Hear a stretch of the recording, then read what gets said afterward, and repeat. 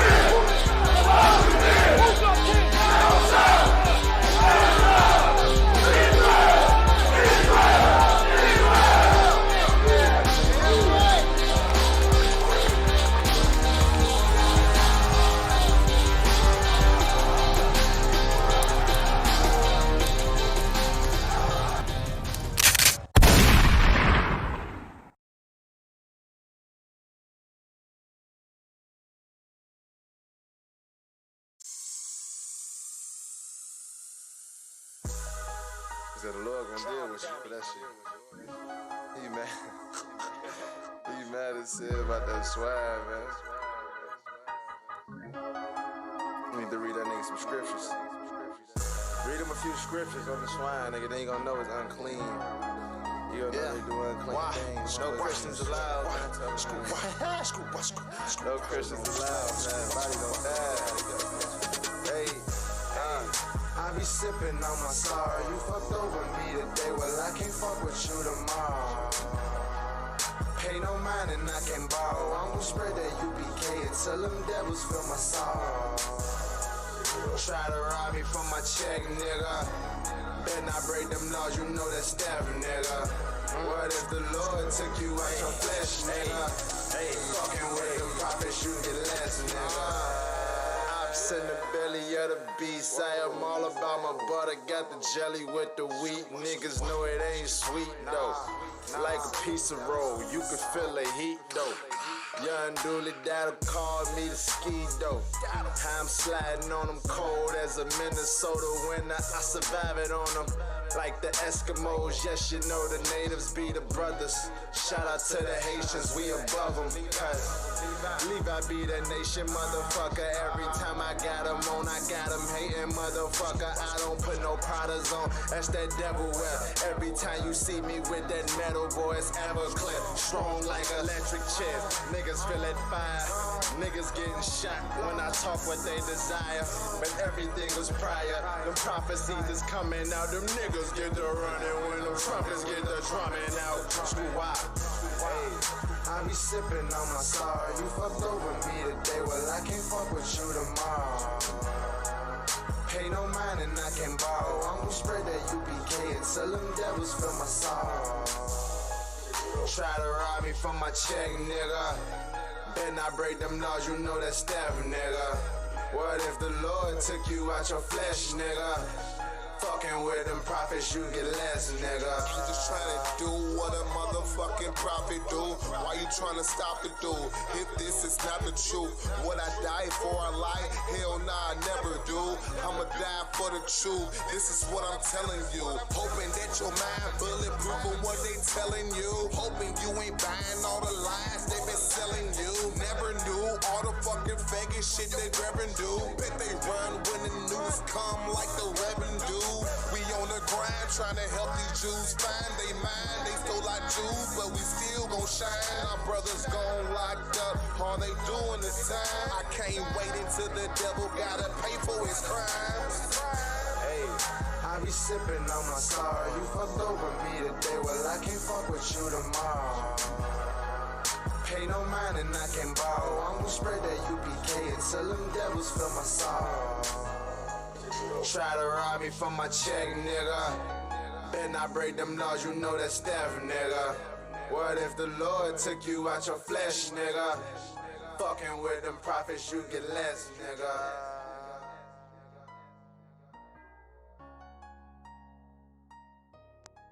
The Israelite School of Universal Practical Knowledge, under commanding General Yohana, presents the Big 5-0. The 50th Annual Lord's Passover, Saturday, April 20th at sundown.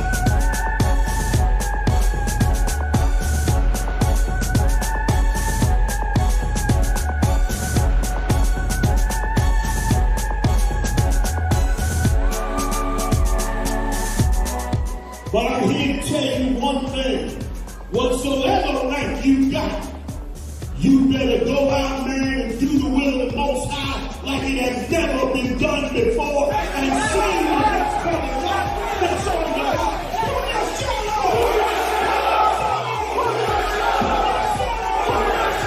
The 50th Annual Lord's Passover, Saturday, April 20th at sundown.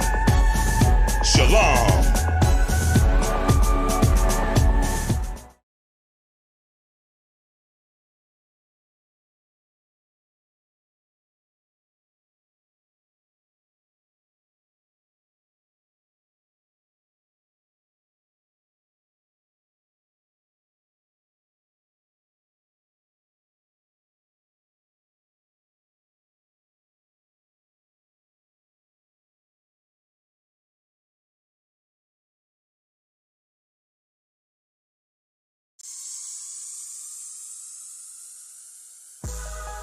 The Lord gonna deal with you for that shit. He mad. He mad as hell about that swag, man. Yeah. Shabbat how about Shem Yah Shabbat down. Kwam Yashala. Kwam Yashala.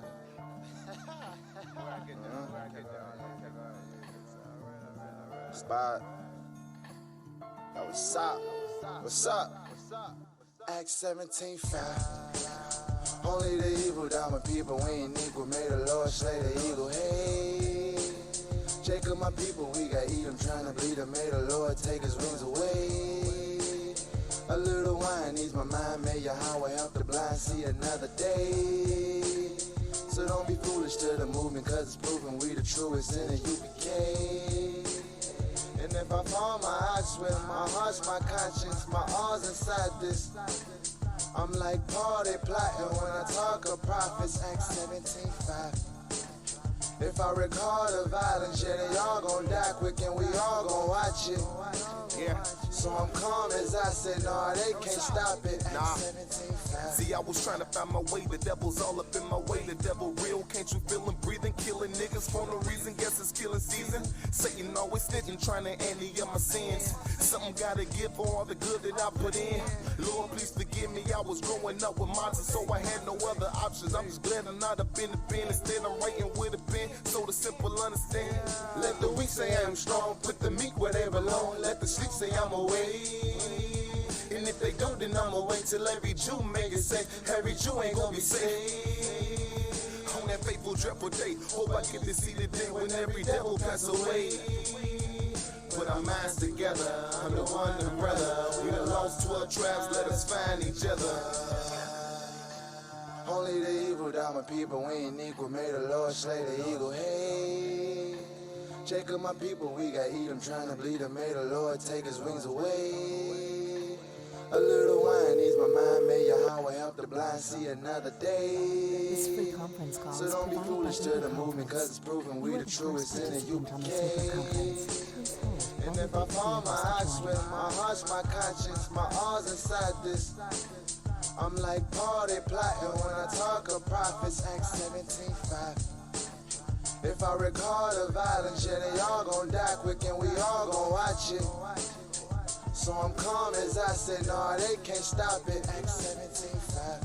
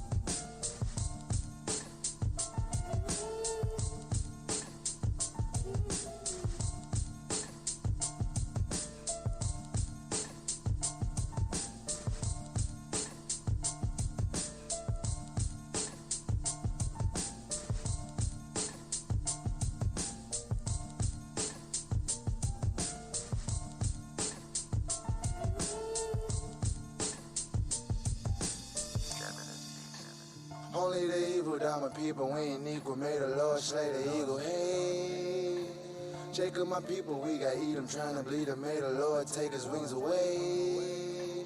A little wine ease my mind, may Yahweh help the blind see another day. So don't be foolish to the movement, cause it's proven we the truest in the UPK. And if I fall my ox with my heart's my conscience, my all's inside this. I'm like Paul, they plotting when I talk of prophets, Acts 17:5. If I recall the violence, yeah, they all gon' die quick and we all gon' watch it. So I'm calm as I said, no, they can't stop it, Acts 17:5.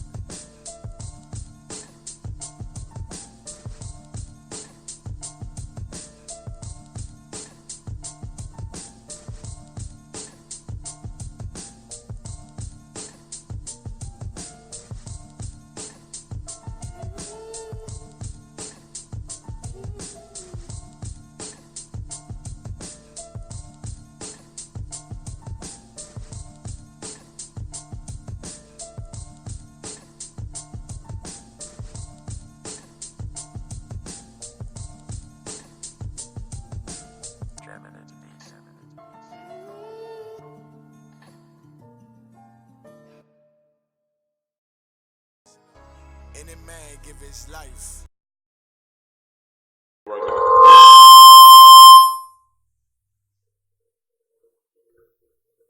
It's what? Good for that, bar. Can you hear me? Let me know when we're ready to go.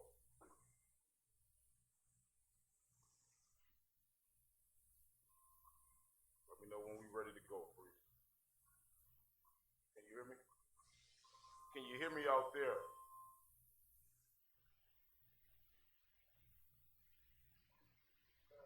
Come, we to what? All right, Most High in Christ. I'm Captain LeBon. I represent the Israelite School of UPK here in the city of Detroit under the only authority in the earth to push this gospel of Christ. That's Commander General Yohana in the ISUPK, man. We've been doing it since 1969 out of 1 West 125th Street, Harlem, New York. Today we disseminate the doctrine of Christ everywhere. We, I'd like to mention Trinidad and Tobago all the time, man. We in the West Indies, we in Mexico, man, Brazil. You know what I'm saying? We doing our thing in the UK, we in Canada, and of course, man, in the continental United States of America, we in every major city, period, man, point blank, because according to Christ, according to the Bible, the true, authentic gospel had to be preached, man. It had to be preached to all flesh.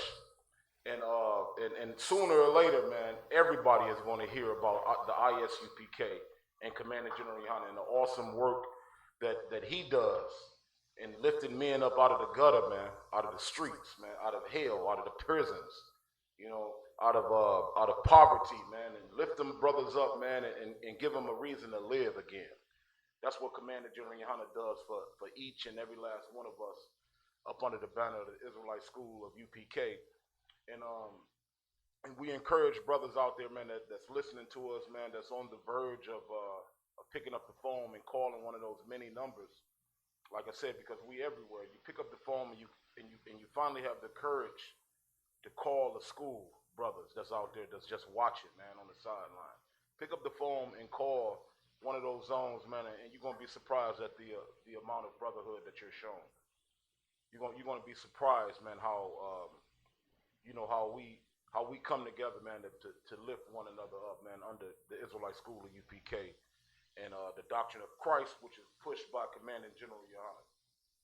Today, also, I wanted to touch down on, a week ago, we went for the second annual lamb slaughter, man, and it was glorious. Commanding General Yohana was out there, General Mayat, General Katham Gabar, was out there. General General Shah Ahmad, General Katham Gabar, and General Q was out there, as well as Captain Akkad, who organized the whole show, and it was a glorious thing. I got the opportunity to to slaughter a lamb myself. You know what I mean? And other brothers did as well here from Detroit who had never killed nothing in their life. You know what I'm saying? And brothers, man, put the knife to that lamb and bust his throat wide open, man, and used every part of it, mind you, except brothers was a little apprehensive about them testicles, man. We told the farmer that he can keep all the balls on the sheep. He did offer them to us though. We was like, hell no, you keep them balls, man. We good on that. But we did take us some skins back. You know what I mean? We supposed to be using those skins to either make garments or coats. You know what I mean? I was telling the brothers not to give too much of it away, that I wanna make us, I should say, some warm garments for the wintertime. You know what I mean? Because I plan on doing a couple of street speakings with those glorious skins on this coming up winter. All right. So that was glorious, man. Commander General Yohana, as always, he made sure everybody had lamb. He bought brothers meat, man. Sent brothers home with whole animals, man, to feed their families, man. You know what I mean? So this thing that we doing right here, man, is beautiful and glorious. The sisters was out there. The little boys got a chance to see, where our food actually comes from, and that's important. You know what I mean? That's very important, because just think about it, man. Black people, blacks, Hispanics, and Native Indians, man, we so goddamn spoiled. We think, I guess that the damn chicken come dead already and ready for us to eat. You know what I mean? We have no idea because of what the white man has taken from us, that we supposed to grow our own food, man, collect our own water, have our own, our own infrastructure. That's what we should have as a nation. But because we're so complacent in this slavery, because we really don't know, we think chickens, I guess, come breaded and frozen or whatever, or they just grow like that or something. And we have no idea that chicken has to die at some point. That lamb has to die at some point. But guess what we have to do as a whole nation? We have to go to somebody else for those goods and services. We are spoiled. Give me that scripture real quick where it talks about how spoiled we are. Give me that.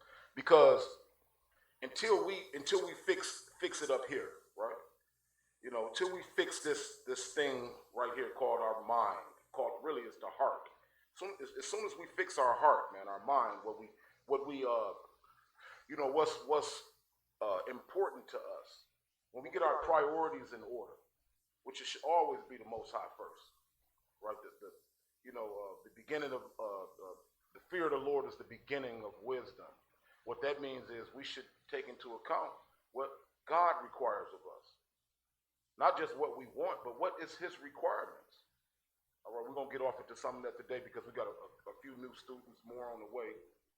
And it's going to be important that they get a good foundation on, why we sit in this room every week and we do what we do. We go out on the street. We done changed our dress code.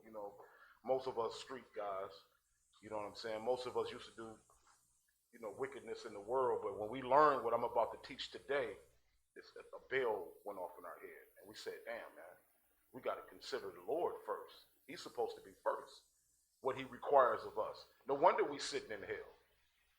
You know what I mean? No wonder this is a condition of black people where we got to go buy all of our meat from somebody else. What have we done so goddamn horrible that the Lord has taken everything away from us? What did we do? That's what you should be asking yourself, right? If you're a conscious thinking person, what the hell did black people do to be a 50-year-old man and all he do is run from a child support warning and get shot in the back 10 times? Y'all remember that? What about the little brother that was frustrated, man, walking down the street in Chicago, police jump out the car and just gun him down? 16 in that brother. I mean, put the majority of the clip in him while he was laying on the ground. Right? What did black people do, man, to get that right, to get in this condition we're in, man? Where Tamir Rice can't even play with a little BB gun in the park. before the police rolled down on him and in less than 2 seconds shoot him in the stomach and kill a boy, his little sister, sitting on the sideline, devastated. She done lost her hero, man. What the hell did black people do?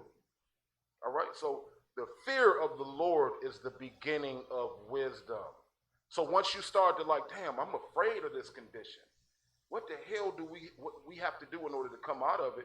Then you seek the Lord, and the Lord gonna give you understanding. That's why we got new people in the class right now.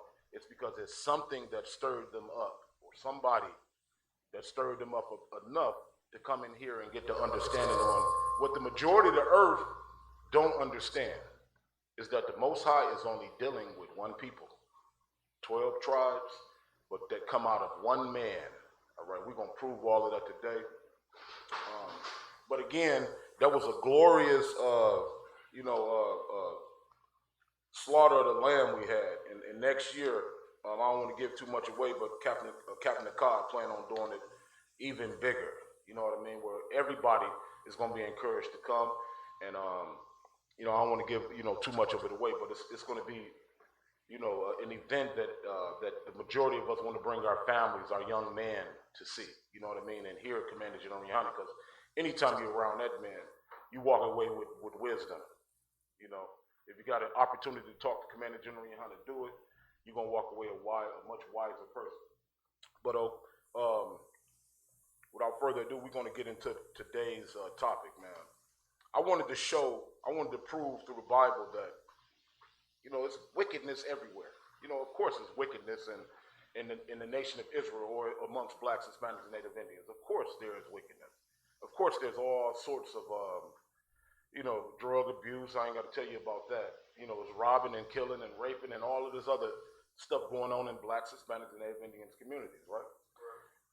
But what I like to focus you on, like most people, so-called educated people would approach me as I berate the white man on his many atrocities in the earth, and put the blame squarely in his shoulders for the condition of black people.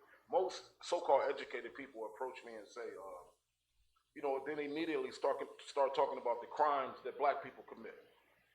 All right. Well, what about black people getting themselves together? One of the first, some way, shape, form, or fashion. I always hear black people point the finger, especially those that, a little upper crust, wear a suit every day, got a nice car in the house. They always approach us on the street corner and point the finger back at us. All right. Now, the rebuttal for that is this right here. Like when you compare the condition that black people are in and what they do to what white people do, without looking at the privilege that white people have, right?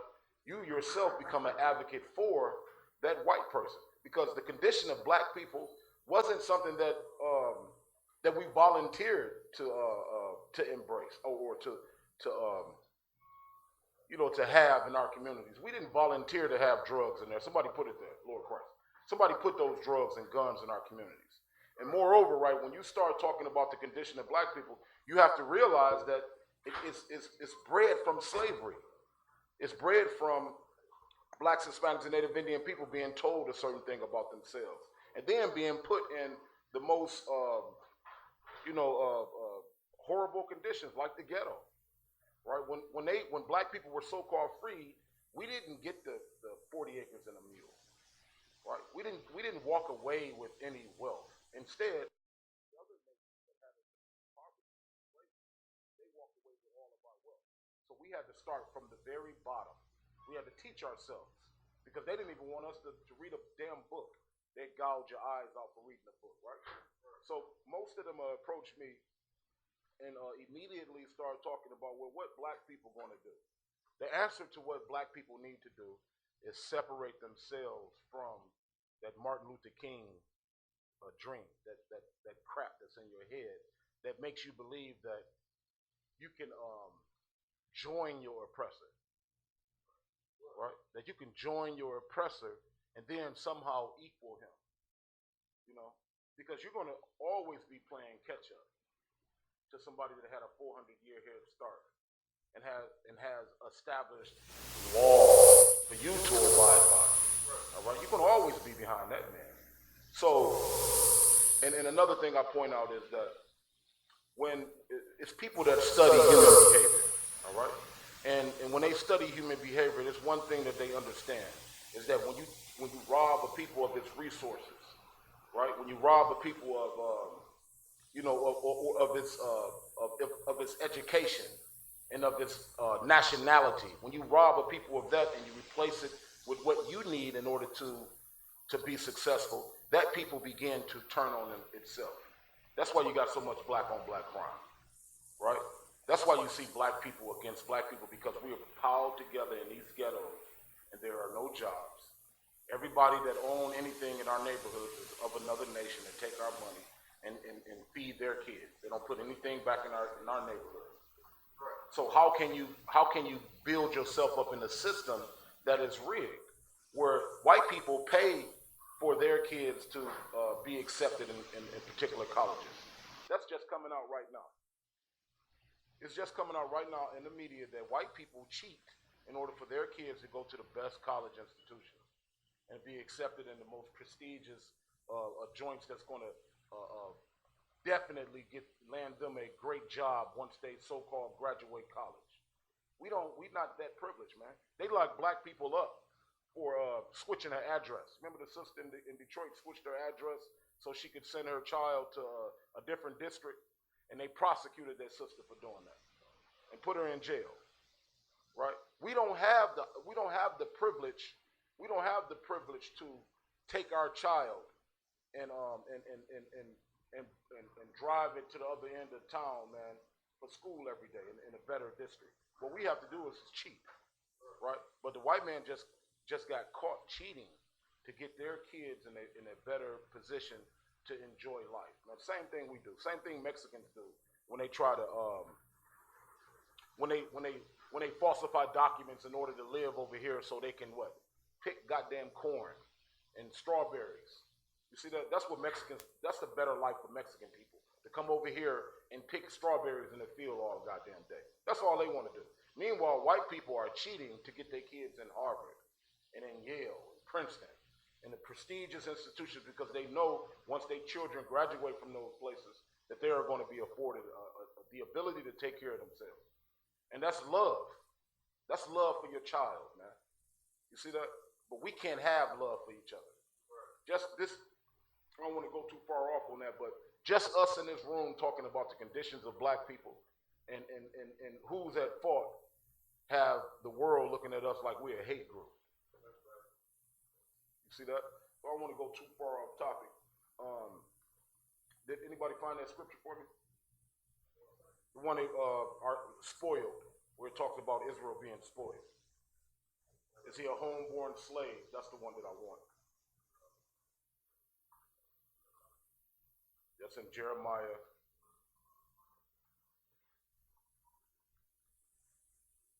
Y'all want me to find it, or you got it?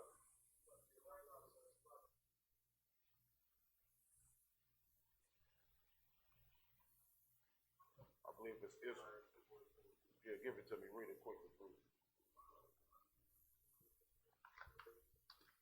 So the scripture talks about the condition that I just described, you know, where we don't even know where our food comes from. You know, you should be surprised that the kids think chicken come prepackaged from somewhere, you know what I mean? Not that somebody ever had to kill a lamb or a goat or a cow. You know, where did hamburger come from? You'd be surprised, man. Why? What's the motivation in taking your child to see a lamb slaughter? I mean, why would you do that, right? It's because your children don't know where meat comes from, man. They think a lamb is something to play with and pet. They don't consider that that's food because we're so spoiled. Give me that precept. Jeremiah 2:14. Is Israel a servant? Why is it asking that question, man? Israel is God's chosen people, right? Not made to serve anybody but the Most High. That the Lord created the earth for the sake of the Israelites. That's in the Bible. So why is the prophet asking this question? Is Israel a servant? You know, is Israel a servant? Keep reading. Is he a homeborn slave? Is he a what? homeborn slaves. The reason why he's asking this question is because every time you look up, man, the Israelites is in captivity up under some damn heathen, right? Are in captivity like we are right now. Every time you look around, man, the Israelites find themselves up under another nation as opposed to running the whole goddamn earth. Keep reading. Why is he spoiled? Hold on, what? Why is he spoiled? That's what I'm asking right now, man. Why do our children not consider that food is grown and that we have to slaughter that thing in order to eat? Because it's been something done to our people, man, that rips us from, from the process of taking care of ourselves and makes us totally dependent on some evil monster. And give me that in Judah. Give me Judah 5 and 20 as well. Judah 5 and 20. All right. It's a thing that's been done to our people that robs us of that consciousness, and we replace it with a total disgusting dependency on a people that cannot save us, as opposed to, like I said, fearing the Lord and considering the condition that we're in, this hell, where our brothers are getting gunned down in the street. And look at the agenda, black women, man. Look at the agenda, man, that they're pushing on black women right now. When I was coming up, they wanted to make all black men drug dealers. So they pushed in the rap music, they pushed, sell cocaine, sell heroin, where it was more popular to be, with the YBI and the best friends than it was to go get a college education.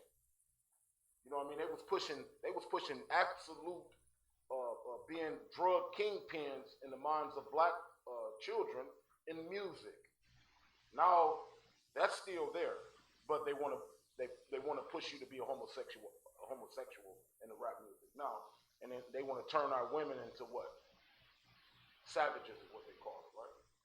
She is savage. Look at that bust down Tatiana, right? Did y'all see that video right there, man? That bust down. Good. They want to turn all of our women into hoes, man. And they going for it. They going for that, man. Our sisters think that's something to be. And because you can control a group of men that just want to bang you. You know what I'm saying? You can control them with your body, get a couple dollars, man, but god damn. And it's working. So the Bible asks a question, man. Why is he spoiled? You're spoiled because they've taken the one thing away from you, right, that gives you hope, which is the understanding of who the Most High is and what your requirements are in order to not be in these conditions. It was intended that you not be able to identify yourself by a language. That's why they killed all of the people that understood what our language was. They killed them all. They murdered them, man, that understood what our culture was. They worked them until they died, man. Some of them slaves, man, the archaeologists dug up some of their bones, man, and you can tell, based, with their bones and stuff, how they was literally worked till their skin was removed, and they was using like the tips of their bones to do work. That's how horrific slavery was to our people. And he worked them until they died, and there was no knowledge left in the earth of who we were, other than these records we're gonna read today. All right. So the title is "The White Man is a Fugitive and a Vagabond." We're gonna tie it all in, and I'm gonna show you that based on what he has done to us, the Most High has a hit out on the white man. And what he's waiting on is black men to wake the hell up out of this stupor, man, and lead our women out of hell. That's what he's waiting on. Right. All right, give me what's that in Job? Give me that right there, Judah 5 and 20. Judah 5 and 20. I mean, Salaki, we was just in Jeremiah, correct? Yeah, give me the Judah 5 and 20. Judah 5 and 20. Now therefore, my Lord and Governor, if there be any error against this people. And what do we mean by if there be any error against this people? This is a man talking to a man over him, right, in the kingdom. And this man that's over him wanted to challenge the Israelites in a war or a battle, right? And this man understood that's advising his Lord that, read it again.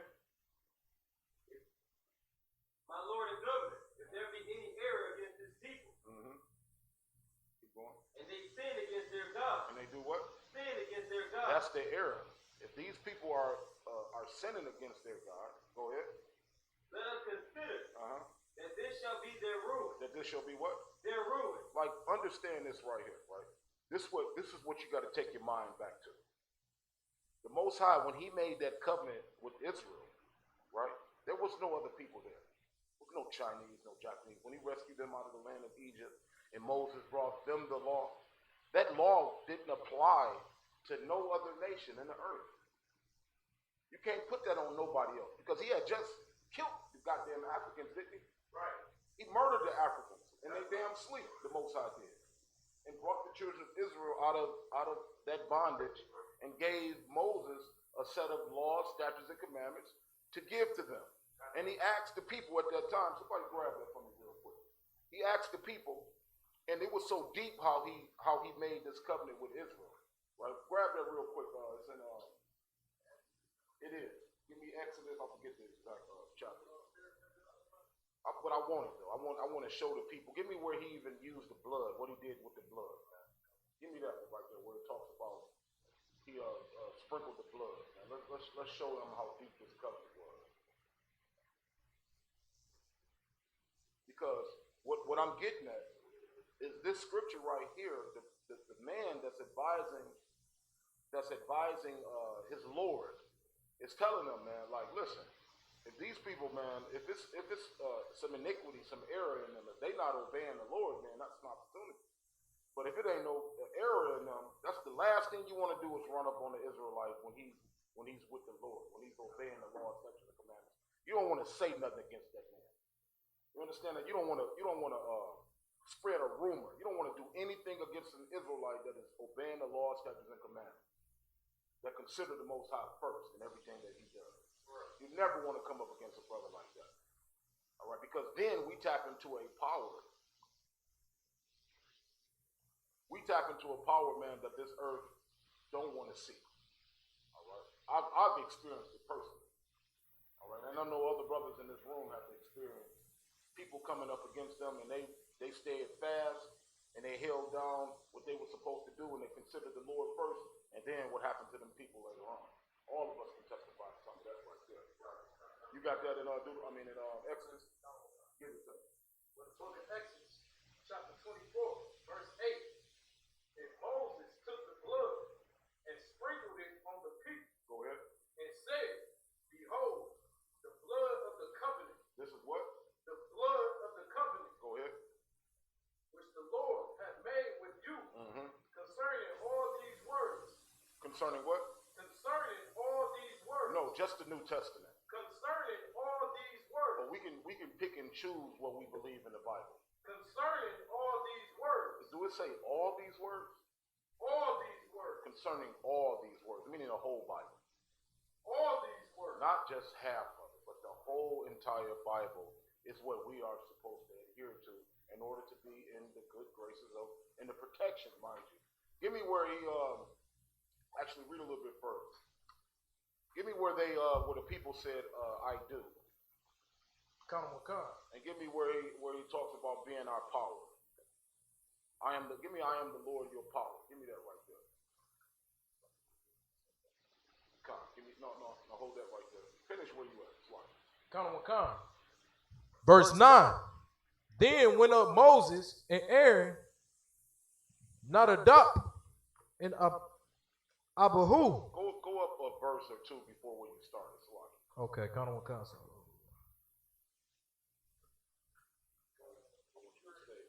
Say again. It's 3. When the book of Exodus, chapter 24, verse 3. And Moses came and told the people all the words of the Most High, and all the judgments, and all the people answered with one voice, and said, all the words which the Most High have said, we will do. You understand that right there? Our forefathers, man, entered into a pact with the Most High. Right? Give me Psalms 147, verse 19. Let me prove to you real quick You stay right there. That this covenant was not with anybody else in the earth. He made the covenant with our forefathers. After he rescued us out of Egypt, he said that he would be our God and we would be a people. And all the people did what? Read it again. And all, Salaki, and said, all the words which the Lord hath said, we will do. We will do. That's a marriage, man. You understand that? That's a marriage. That's something that cannot be broken. That is the covenant between the Israelites and the Most High. After he rescued them out of Egypt. Think about you done rescued your bride. And she said, I do. That's how serious the Most High took that covenant. It wasn't a joke. It wasn't something that you could play with, man. So you look around and you wonder why black people in the condition that they're in. It's because we said we would do something to the one power that created everything. We said we would maintain throughout our generations, right, the laws, statutes, and commandments and represent him in this earth. We agreed to do that, man. And you look around and you wonder why black men getting shot in the goddamn back. You know what I mean? I can't get over that, man. Trayvon Martin, Tamir Rice, man, even Emmett Till, man, we still think about, man. Seeing that brother in Chicago getting gunned down like that, man, versus how they treat a man that just murdered 50 people. I'm going to show you the difference right there today as well. How they treat their own versus how they treat your kid that got a toy gun in the park. You should see how delicate they handle some of these monsters, man. Especially that monster, Dylan Root. I believe that's his name, that murdered all of them, the parishioners. How they gave him McDonald's, man, and fed him good before they, like he had did a good job. Good job, boy. That's what they was telling him. All right? What you got? Colonel McCon. And Moses wrote all the words of the Most High and rose up early in the morning and builded an altar under the hill. That's it, old man. Give me what you got, Kazan. Judah 5:20. Now therefore, my Lord and governor, if there be any error against this people, Go ahead. Now go into the curses as well. I want to show them that. Go ahead. and they sin against their God, If there be any error in these people when they sin against their God, who knows what sin is? You know what sin is, sis? What is sin? Okay. When you do something you're not supposed to do, like what? Give me an example. Adultery, fornication. Okay, that's true. What about, can you eat anything you want to eat? Okay, so that's the problem right there. We need to be sure of what he wants us to do. That's why we set up classes like this, so we can disseminate the right information. Because if we all come from, some form of Christianity, and if we don't know that there is a dietary law, right? The people that raised us in that church, got some explaining to do.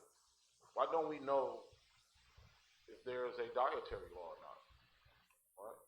Why do we believe that we can, like, sin is we always say sin is like being attracted to some woman, right? That's what we always say, looking at a woman in a certain way is sin. That's lust. That's not lust. You can be attracted to that woman. You understand? As long as she's not attached to another man. All right? It ain't lust to want to be with a woman. That's natural. It's like it. That's the will of the Most High. He put that instinct in you to be attracted to a woman. Right? So that's not sin. So what Christianity does is so disgusting. It puts out a lot of collusion and confusion. Right? It have you not understanding what lust is. Lust is your desire, your pull to do anything that goes against the law, statutes, and commandments. That's lust. You know what I mean? You know you're not supposed to eat the pork chop. But, you go over Mama's house to visit her, she ain't in the truth. And you remember that damn pork chop sandwich from when you was a kid. And you got to have a piece of it. Just a little piece of that pork chop sandwich, right? Or you know this woman is loose, but she's married. So she got a husband, and you go sleep with her. That's a form of lust. So lust, not necessarily have to be associated with sex. It could be lust for food, right? So the majority of our people coming out of the church don't understand what the basic premise of being in righteousness. We think righteousness is something that's impossible. But name me a law, statute, or commandment while you two new students sitting here that we cannot fulfill. Say again.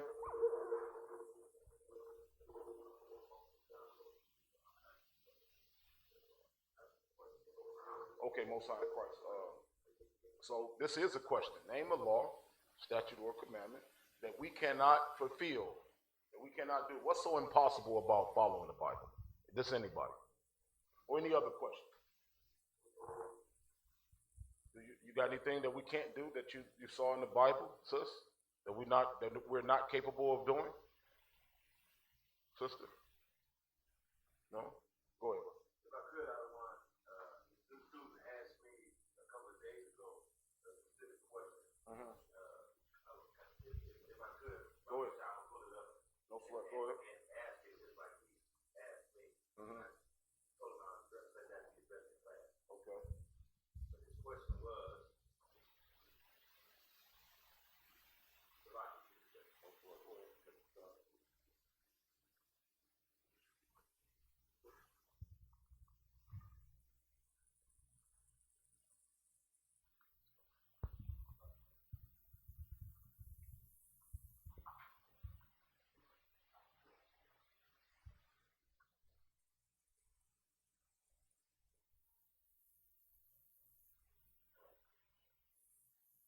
go ahead and find it. I'm gonna go ahead. All right. A couple of days ago, sir, I was talking to my father, Okay. and he said, "How can you follow all the laws if it's like 600 laws?" That's why I asked that specific question. Which one is impossible to follow? That's why, because I've read them. You know, I'm like, what's so hard about not eating something, or fasting one day out the year, or hollowing the Sabbath? What's hard about that? What Christianity has done is kind of made it seem like it was so difficult to follow the Bible, but easy to be disgusting in the earth. That's because of Christianity. For all your branches of Christianity made, especially in the minds of black people, just some immoral creatures, man. Where we think, for instance, we can jump from boyfriend to girlfriend to boyfriend, have sex as long as we want to, as long as we don't go down there and sign that piece of paper. That's what we believe. But the Most High said sex was marriage, right? Sex is the act that joined two people together. Not going down there and signing a certificate for the white man. And then he's going to charge you for the certificate, meaning he getting paid for everybody that get married. The white man is a consummate capitalist, man. He wants to have his hand in everything. If he don't have his hand in something, think about how he reacts. It was brought out that in certain cities, like Detroit, you can't collect rainwater. We should be able to I don't think rainwater is good to drink. We need to go through a filtration process. I believe, I'm not even sure of that. Maybe that's something that they put out there to stop you from drinking rainwater. I'm not sure either way. But you should at least be able to bathe in it. You know what I'm saying? Like, say you collected rainwater in a towel and just used it for, toilet water. You know what I'm saying? But the white man got to have he got to get paid for every goddamn thing. You've got to be spoiled in every capacity as a black, Hispanic, or Native Indian person. Every aspect of your life has to be to benefit him. And that's the condition we find ourselves in. Because, read that one more time, and Judah, you still there? now therefore, Judah 5 and 20. Go ahead. Now therefore, my Lord and Governor, if there be any error against this people, and they sin against their God. And that's where I was at. Somebody find for me what sin is. Go ahead. Give me that. 1 John 3 and 4. 1 John chapter 3, verse 4. Go ahead. So I asked the sister the question what sin is. She gave me an example of fornication and adultery, all right, which is true. But then, like, when we break down what is fornication, what is adultery, right? Who knows what adultery is? You know what adultery is, sis, according to the Bible? All right, somebody find it. Let's clarify what adultery is. That's a good one to bring up. That's an excellent one because all of us was misconceived. We had this notion that that adultery was was something other than what it is. A lot. But read what adultery is, please. Leviticus 20 and 10. And the man that committeth adultery with another man's wife, even he that committeth adultery with his neighbor's wife, the adulterer and the adulteress shall surely be put to death. So adultery, according to that precept, anybody got another one? Adultery, according to that precept, is when what? And the man that committeth adultery with another man's wife, When a man sleep with another man's wife. That's what adultery is. Right? So the woman has to be married. That's adultery. All right? When a man sleep with another man's wife, his neighbor's wife, that's adultery. All right? So what is fornication? Fornication, real quick, is any illegal sex act, like sleeping with a goddamn dog. I say somebody put that on Facebook. I was most disgusted. Most disgusted. This damn Edomite was banging Lassie, man. Disgusting. It's a lot. So like fornication, being homosexual. All right, that's fornication. Any illegal, illicit sex act is fornication. Including adultery. All right. You catch her sleeping with Lassie, then you can leave her. All right, that's fornication. Go ahead. Slot, read that again. What sin is, Slot? Kind of. 1 John chapter 3 verse 4. Whosoever committed sin transgresses also the law, for sin is the transgression of the law. You see that, sis? Sin is the transgression of the law. Not just, the Ten Commandments, but we just read that the covenant is the whole book, right? That establishment between the Most High and the children of Israel wasn't just a couple 10 laws. It was all the law. Read it again. This is in the New Testament. Read it again. 1 John.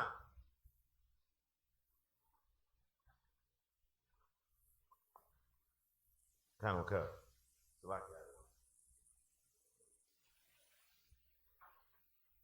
Somebody help him out. Grab the precept real quick. 1 John chapter 3 verse 4. Whosoever committeth sin transgresses also the law. For sin is transgression of the law. But sin is the transgression of the law, right? So if you call somebody a sinner, you have to match that to a law that they violated. Otherwise, they're not a sinner. Like where there is no law, there is no sin. You can't call me a disgusting sinner if you don't know the law that proves I'm a sinner. All right. So black people, man, they are raised and bred to be sinners based on the misinformation of the Christian church. The church teaches thou shalt not kill, thou shalt not steal, covet. They teach us 10 basic commandments, but then Creflo saying not even the Big 10. That's what he's telling his parishioners. Not even the Big 10, not even the 10 commandments. We are not under the law according to Creflo Dollar, which you don't even understand what that means. All right. So back to digress a little bit. I want to prove that blacks, Hispanics, and Native Indians are the children of God. All right. So you had something. Go ahead. I also had a precept in Matthew 19 and 9. Give it to me. We're in the book of Matthew, chapter 19, verse 9. And I say unto you, whosoever shall put away his wife, except it be for fornication, and shall marry another, committeth adultery. And whoso marrieth her which is put away, doeth commit adultery. So the part you want to emphasize is except for fornication. Meaning you catch her doing some disgusting thing, then you can put her away. Otherwise, you attach to that woman forever. Sex is marriage. All right? Give me that in Judah again, man. I love this precept right here. It proves, like when you understand what the covenant was, this precept right here, kind of proves that the reason why black people are in the condition they're in is because we err against our God. Because we are sinners. And sin is the transgression of the law, and the law was only, and also I asked for Psalms. Somebody grab that in Psalms from 147. Is it verse 19? Yeah, give me that right there real quick. I just want to prove that, like I was saying earlier, that the covenant was only made between the Israelites and the Most High. There was no one else there, man. It was just those people. And it's throughout the Bible where he said, my people, throughout the whole entire Bible. All right? So give me that in Psalms real quick.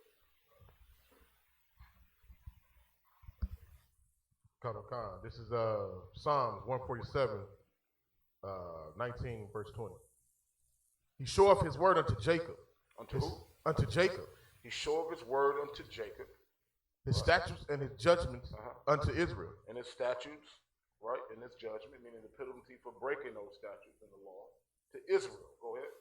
He have not dealt so with any nation. Hold on, what? He has not dealt so with any nation. So that's telling you right there, man, that the Lord made a covenant with one people. Right? He didn't make it with everybody else. That's why black people are on the bottom right now, because we've erred against our God. Read it one more time in Judah. Judah 5 and 20. Now therefore, my Lord and Governor, if there be any error against this people, meaning if they sin, if they transgress the law, if there be any error in these people, go ahead. And they sin against their God, let us consider that this shall be their ruin. This shall be what? Their ruin. And you look at blacks, Hispanics, and Native Indian people, man, and you see that we are ruined. Every dime we spend, we give to another people. We don't even know how to kill our own food, man. We don't know how to skin an animal and use its leather, its fur. Only thing we know how to do is go to the grocery store and give our money for something that we should be growing our damn self. That's why in Jeremiah it says, is Israel a homeborn slave? Why is he spoiled? He's spoiled because we erred against our God. That's I can't emphasize that enough. That we switch gods, man. We change from praising the Most High to following the other nations, man, and believing in their bull crap, celebrating their hell days, man, and forgetting about the Most High. And then give me the scripture where he turns his back, all right? And instead of us, looking to him for our power and for our sustainability, right? We look to another people. Give me that scripture also where it talks about, they follow another people that cannot save them. Give me that one right there. That's the one I want. Lamentations, what? 4:17? Give me that real quick. Lamentations 4 and 17. And because we've switched our God, right? And because of that, the Most High is not with us right now. Because we've disavowed that covenant. He's not with us right now. That's why our young men are being destroyed on the street corners. And our women are being made into whores, man. Our savages, man. Who got the scripture? Go ahead.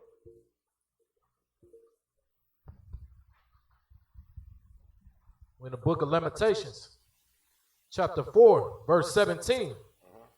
As for us, our eyes have yet failed for our vain help. As for us, man, our eyes have yet failed for our vain help.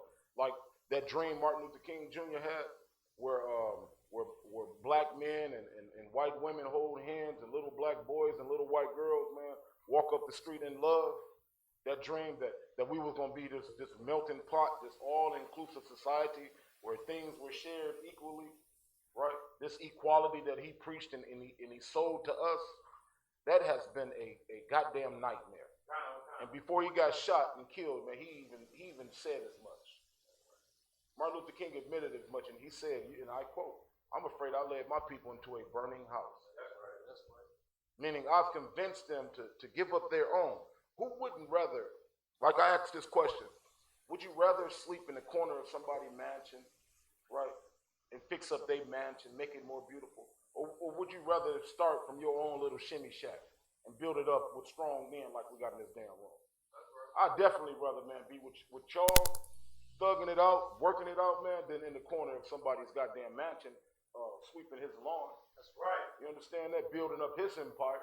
I would much prefer to be with my brothers coming out of hell than be living in the corner of somebody's mansion like we are in America.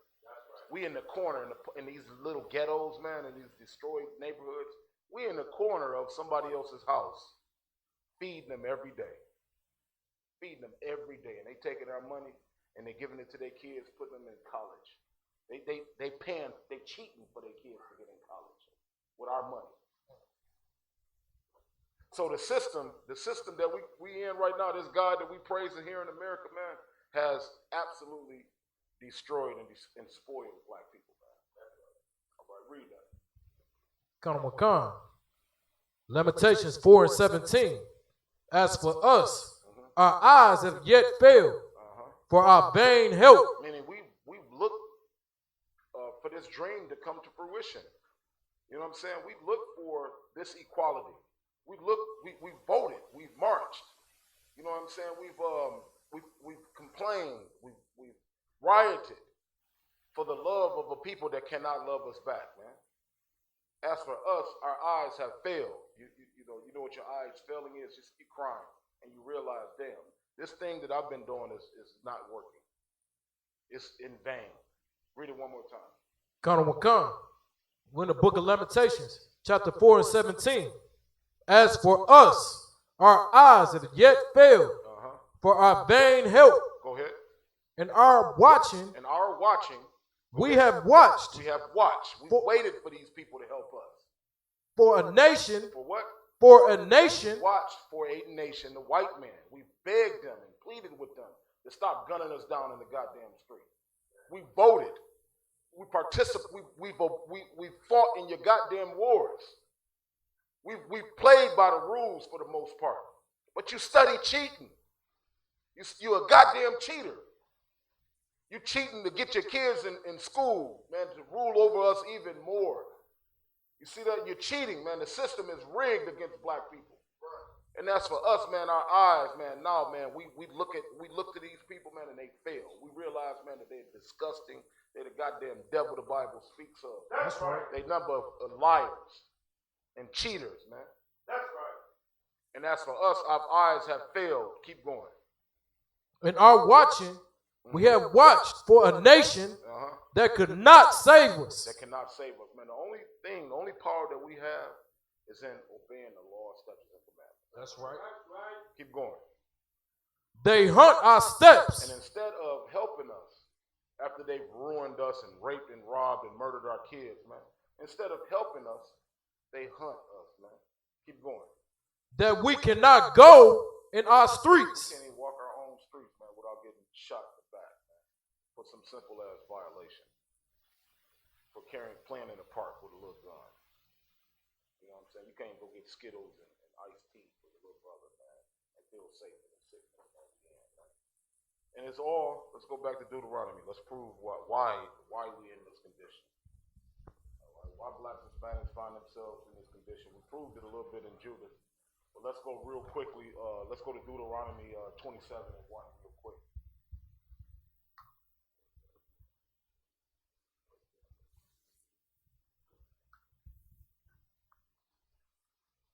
Deuteronomy 27:1 real quick, y'all. Let's blast through here.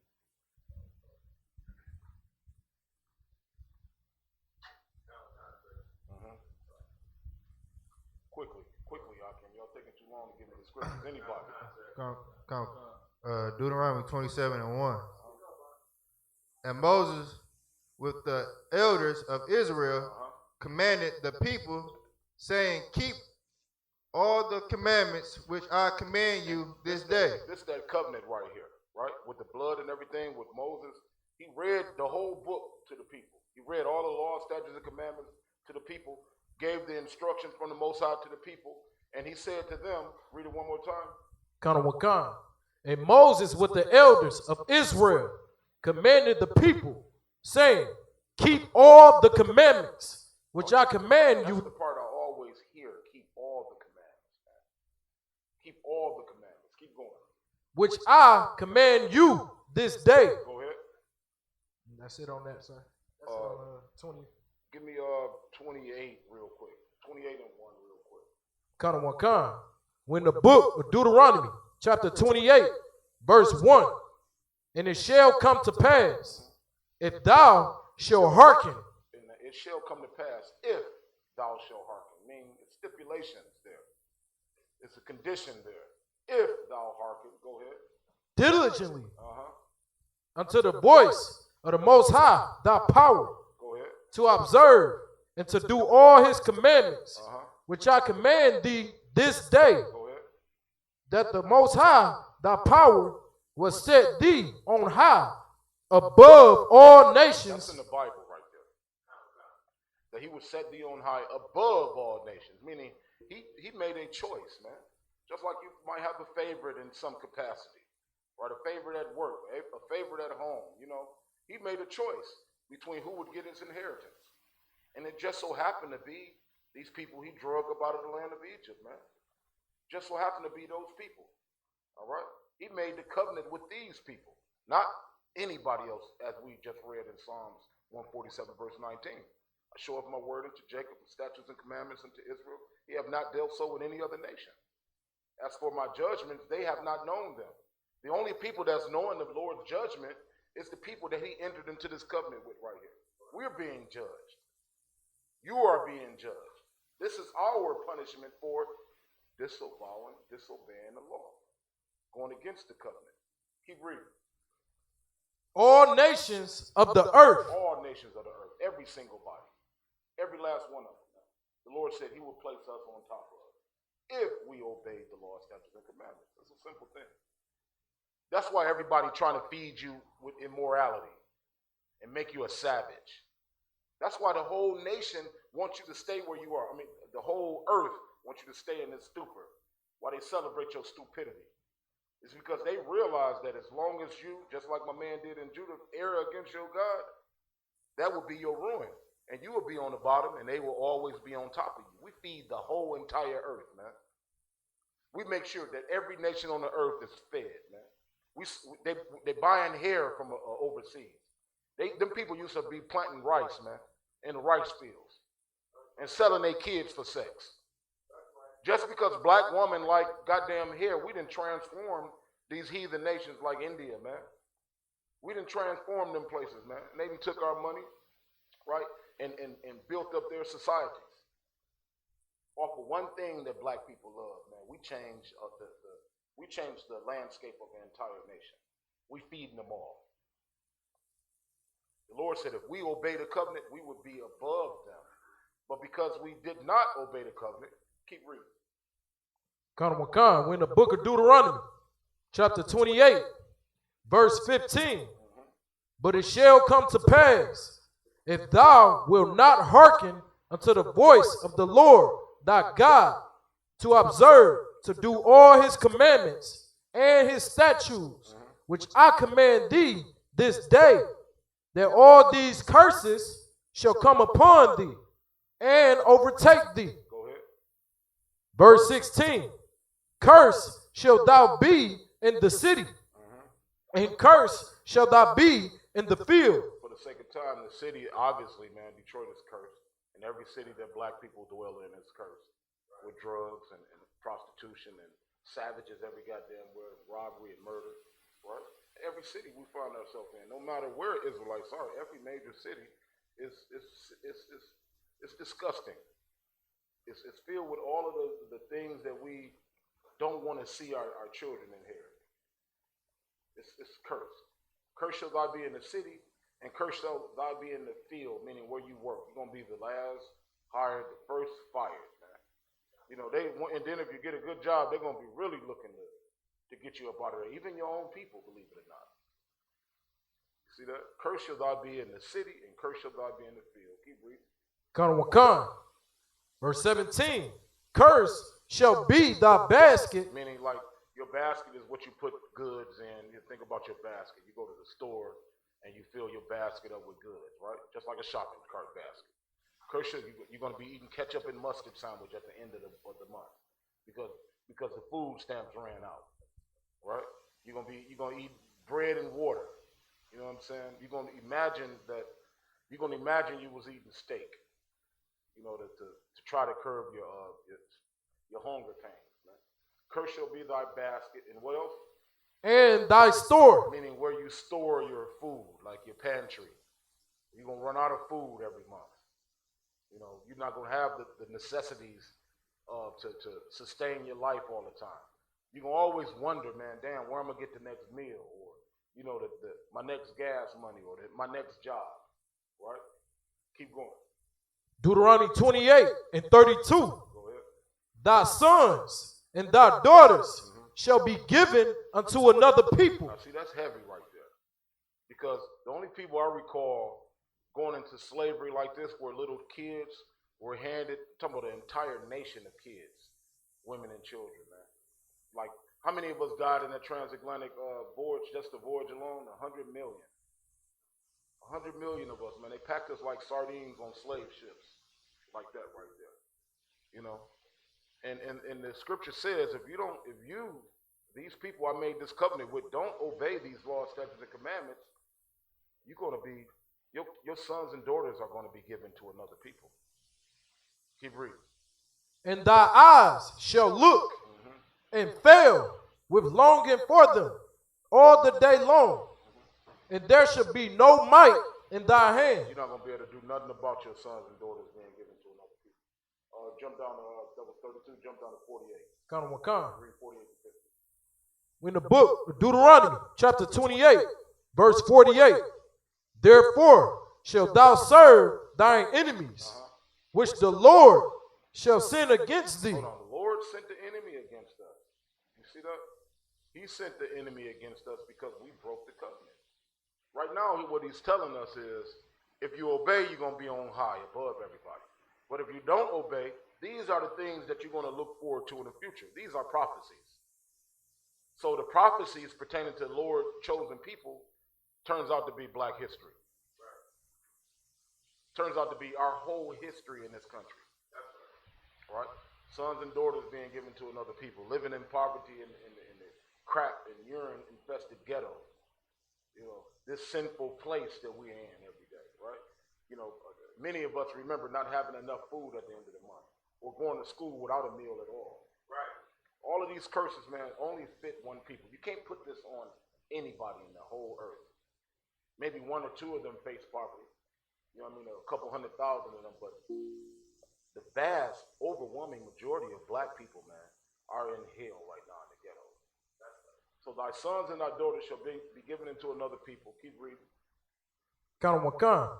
The Lord shall send against thee in hunger and in thirst. Read that verse one more time from the top. Count on one count. Deuteronomy 28 and 48. Therefore shalt thou serve thine enemies, which the Lord shall send against thee in hunger and in thirst and in nakedness and in want of all things. And he shall put a yoke of iron upon thy neck. And that's what happened to black people, man, getting off them boats, man. The white man put iron around our neck, sold our sons and our daughters, man, off, and there was nothing we could do about it. That's a prophecy. We got a caller in right now, Kudash Bar. Caller, state your name, city and state. You got a question or a comment? Let's hear it. Hello? Hey, Shalom, sis, you got a question or a comment? Yes, I have a question. My name is Sister Basarafana, and I'm from San Bernardino, California. I had a question in the book of Job. Okay. Job 4, when it talks about the sons when they was in the houses on that day. Do that day mean their birthdays? Pull the scripture. Let me see. Job 1 and 4. Job what? 1 and 4. Go to Job 1 and 4 again. Job 1 and 4. And his sons went and feasted in their houses, every one his day, and sent and called for their 3 sisters to eat and to drink with them. Okay, so you mean you asking whether or not everyone on his day means everyone on his particular birthday? Yeah. No, that does not mean on his birthday. What that's saying is like, it's no sin to honor your brother. Like if who's not here right now? Say Hidayala came through the door and we all said, man, we just cooked the lamb, man, in honor of your dedication to the school, right, to Christ, man. And this day right here, we chose, man, out of any day to honor you. Or he picked the day himself and said, I want to throw a party. That would be his particular day.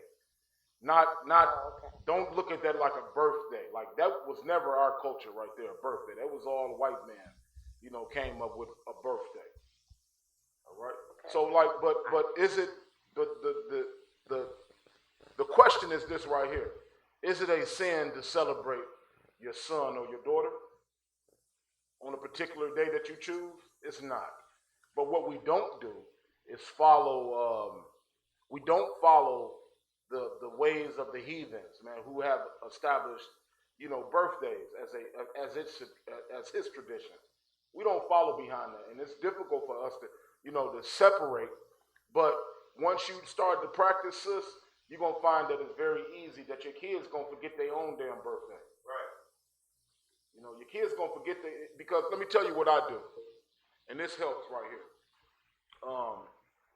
It helps when you, instead of waiting on a particular day that was taught to you by your enemy, it helps if you just do something for your kid just for being your kid, just because you love him or her. It helps, like if you want to give a gift, it helps to give that gift anytime you can afford it, right? Or you think to do something for your child. That's right. So that way, when those days come around, you don't feel any type of way about it. Right. You know what I mean? I don't even remember, like my daughter had a birthday this month. I didn't even remember it was here. You know what I mean? I didn't even remember. I don't even know what her birthday is. You know what I'm saying? I know she took, but I don't know her birthday anymore because she was born in the truth. We never celebrate that. So it's easy. You know what I'm saying? It's easy once you start to practice. So, no, so that wasn't talking about a birthday. They were just talking about, a day that them particular individuals picked to celebrate.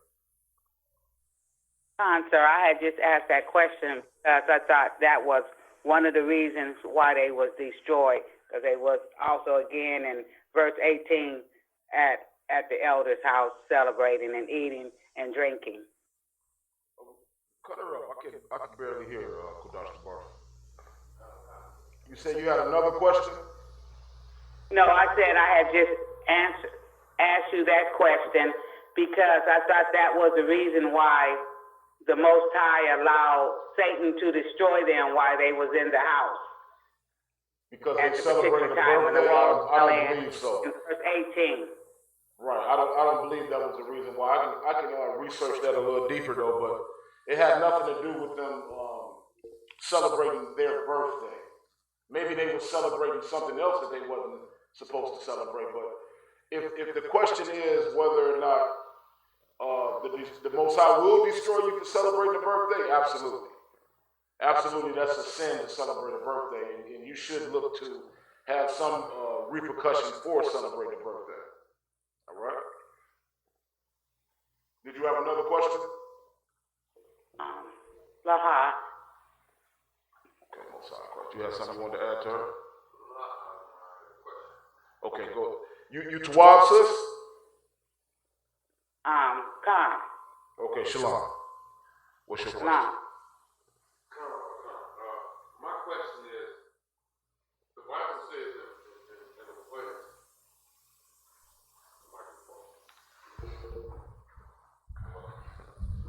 the Bible says in a place that all of Israel shall be saved. And when I look around Detroit today, a whole bunch of Israel is messing up real bad, caught up in drugs, caught up in all type of sin, transgressions. When they say all of Israel shall be saved, does that mean literally all of Israel when we think about regeneration? So you answered your question. So yes, all Israel eventually shall be as the sand of the sea.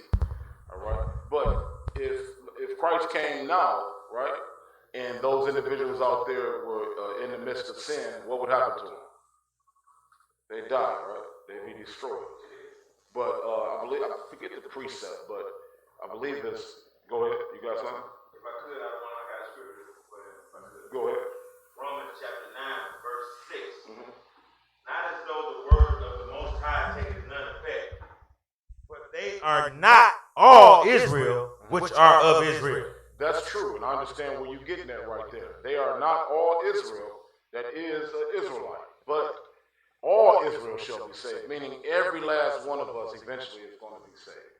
All right, but are those that's joined to the white man going to be utterly destroyed? Absolutely, they're going to be destroyed.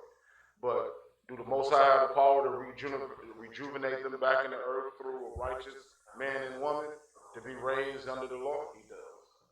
Right, so all Israel shall be saved. Every last one of them. The Lord going to show mercy on Jacob, right? And yet choose Israel and set them in their own land. You know what I'm saying? Once we come out of this stupor, the 144,000 man get it right, man. The Lord going to send Christ, and you're going to see the beginning of righteousness started with the judgment of the other nations, right? And then He's going to judge His people. You know, some of us going to sleep for a while the rest of us orchestrate the kingdom being built in the earth. You see? Go ahead. If I could, I'm following on that question that I was trying to find for this new student here. I was asked, as a young officer, I didn't want to address it, so I waited till we came to class and come to you. Okay. But his question was, do you think it's possible or probable for Yahushua to show Himself to us today in the flesh like He did after His death? I would have to answer that with the Bible, man. Christ's not coming back until the Most High sent Him.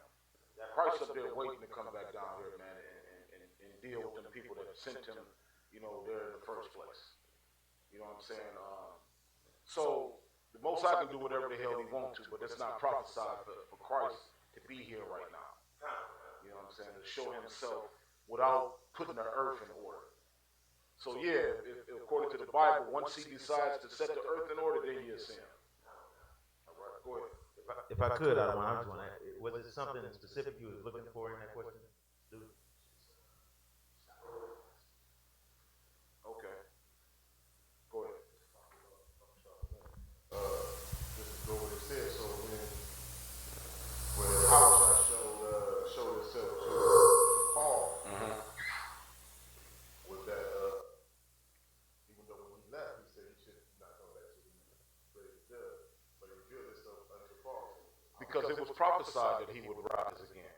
That was a prophecy, that he would rise on the third day. You know what I mean? And he presented himself to his disciples to prove that what he had been preaching was true. You know what I'm saying? So all of that stuff that he did was already foretold in the Bible, you know. But next time you see Christ, man, you won't see Him as a man. You know what I'm saying? You're going to see Him as a bloodthirsty, you know, warlord. That's what you're going to see Christ as next time you meet Him. He's going to be bloody. His vesture dipped in blood, right? You know what I'm saying? You're going to see what you think is a madman killing everybody. That's in the Bible. Matter of fact, find me that scripture real quick, because that's a hell of a thing to say about Yahushua and not back it up in the scripture. Come, give me the vesture dipped in blood, and you won't meet me as a man. Give me those two precepts, because the world, you know, just like it's a misconception that God loves everybody, right? That's what you believe? You believe that's us? That God loves everybody? Oh, you know?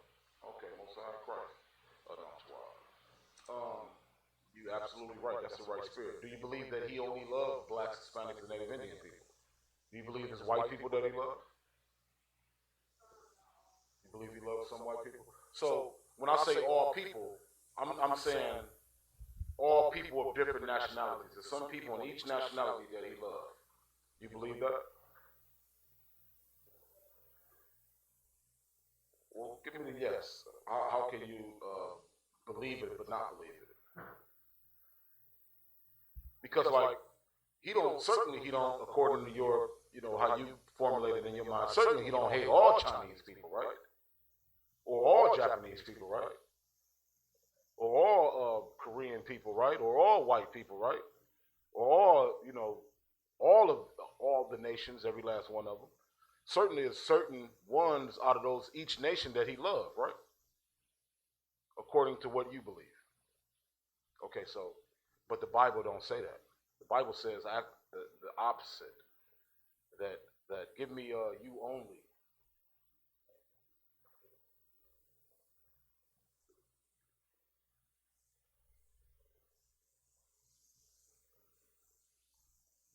We're in the book of Amos, chapter 3, verse 2. Oh, Salaki, so would you like me to start at 1? Yeah, you give me 2 and 1. Kind of what kind? Amos 3 and 1.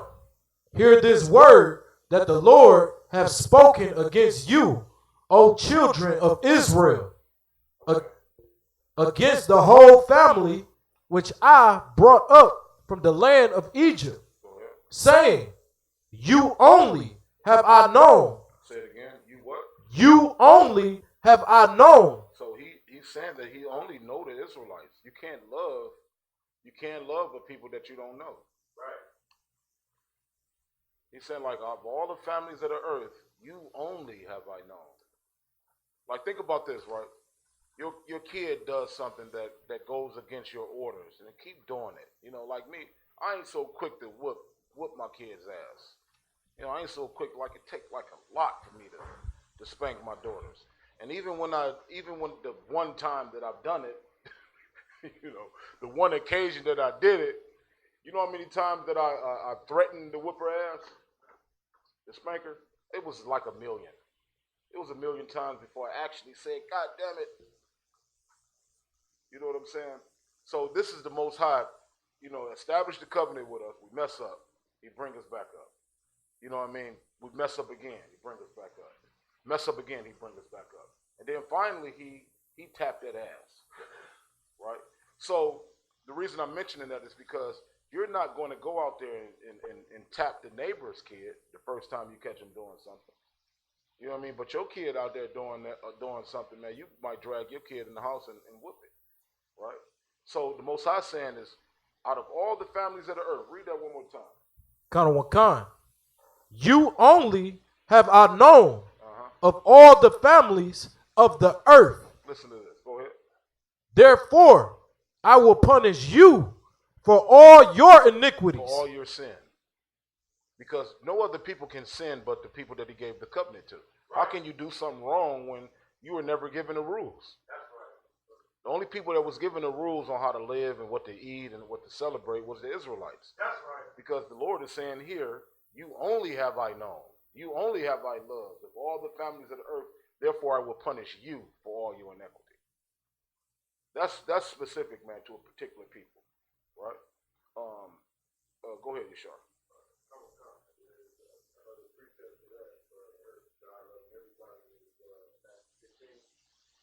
Give it to me.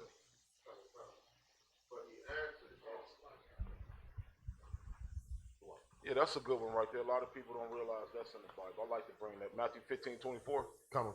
Go ahead. You can. Yeah, go ahead. The book of Matthew, chapter 15, verse 24. But he answered and said, I am not sent but unto the lost sheep. Unto the lost sheep. Go ahead. Of the house of Israel. That's another powerful precept right there to prove Christ himself always said, man, that I'm only sent for the lost, right? I'm only sent for the lost sheep. And he telling this to a woman that's begging him for help. Come. And he don't speak anything that the Most High didn't send him to say. You see what I'm saying? So, the notion that God loves everybody is a Christian lie. It's even a Jehovah Witness lie. It's still Christianity. They lie. The people that come up with these thoughts, man, are people that realize the Bible says that the Lord only loved one people. So instead of them, pushing the Passover, which we got coming up, our 50th anniversary Passover, man, is coming up, man. You know, you don't hear the Christian church pushing Passover. You know, they pushing Easter bunnies, man. Some abominable Easter egg, some bunny laying an egg, man. That's what they pushing. They're not pushing the Day of Atonement. You know, they're not pushing Jesus was a black man, big black Negro out of the tribe of Judah that the world hated just like they hate us now, and murdered that brother in the street, man, and showed the world, you know, how easy it was to kill a black man. Like you think about this, man. Look at the white guy that just killed 50 people. Look at his arrest. If it was a brother, man, they pulled over after a high-speed chase, they would have shot through the car. They wouldn't have, you know, meticulously, man, executed the plan to catch him alive. I could show you a video where they was chasing the brother, and they jumped on top of the goddamn car he was in and killed everybody in the car. Right. That's how we get arrested. But the white man going to arrest his own, man, so delicately, feed you McDonald's after you done killed 13 black people. Go ahead, Anwar. If I could, I got a precept as well. Go ahead. Second Esdras, chapter 6, verse 56, where I'm going to start at. I can go back farther if you want.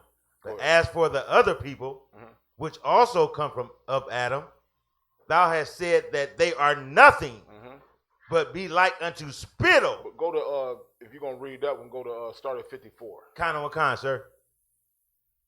Second Esdras, chapter 6, verse 54. And after these, Adam also, whom thou hast made it Lord over all thy creatures. Adam named all the beasts of the field. He named all the animals. The Lord made him through giving him his likeness, made him Lord over all creatures. After him, go ahead. Of him come we all. I mean, of him come everybody in the earth. Everybody come from Adam. Go ahead. And the people also whom thou hast chosen. And also the people the Lord chose come from Adam. Go ahead. Verse 55. All this have I spoken before thee, O Yahweh, because thou madest the world for our sake. Made the world for the sake of the Israelites. Go ahead. Verse 56.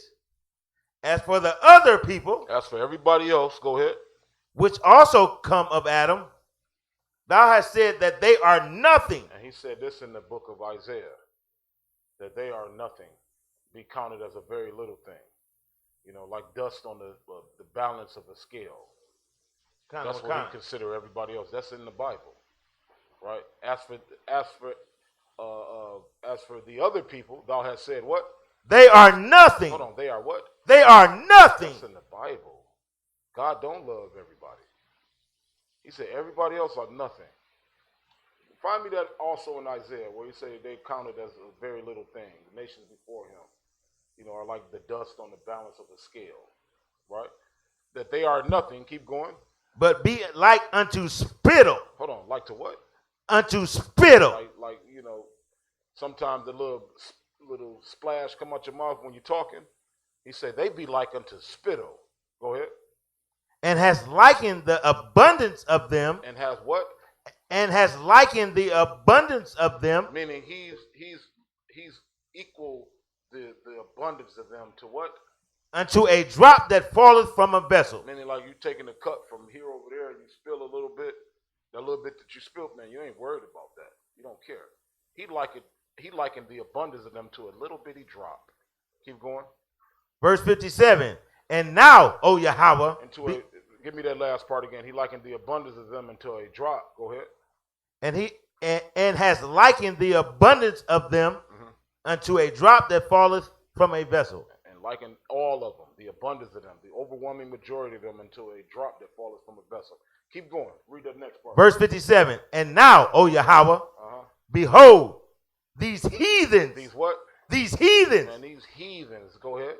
Which have ever been reputed as nothing. Which has forever, man, since the foundation of the earth, been reputed, meaning been regarded as what? As nothing. Go ahead.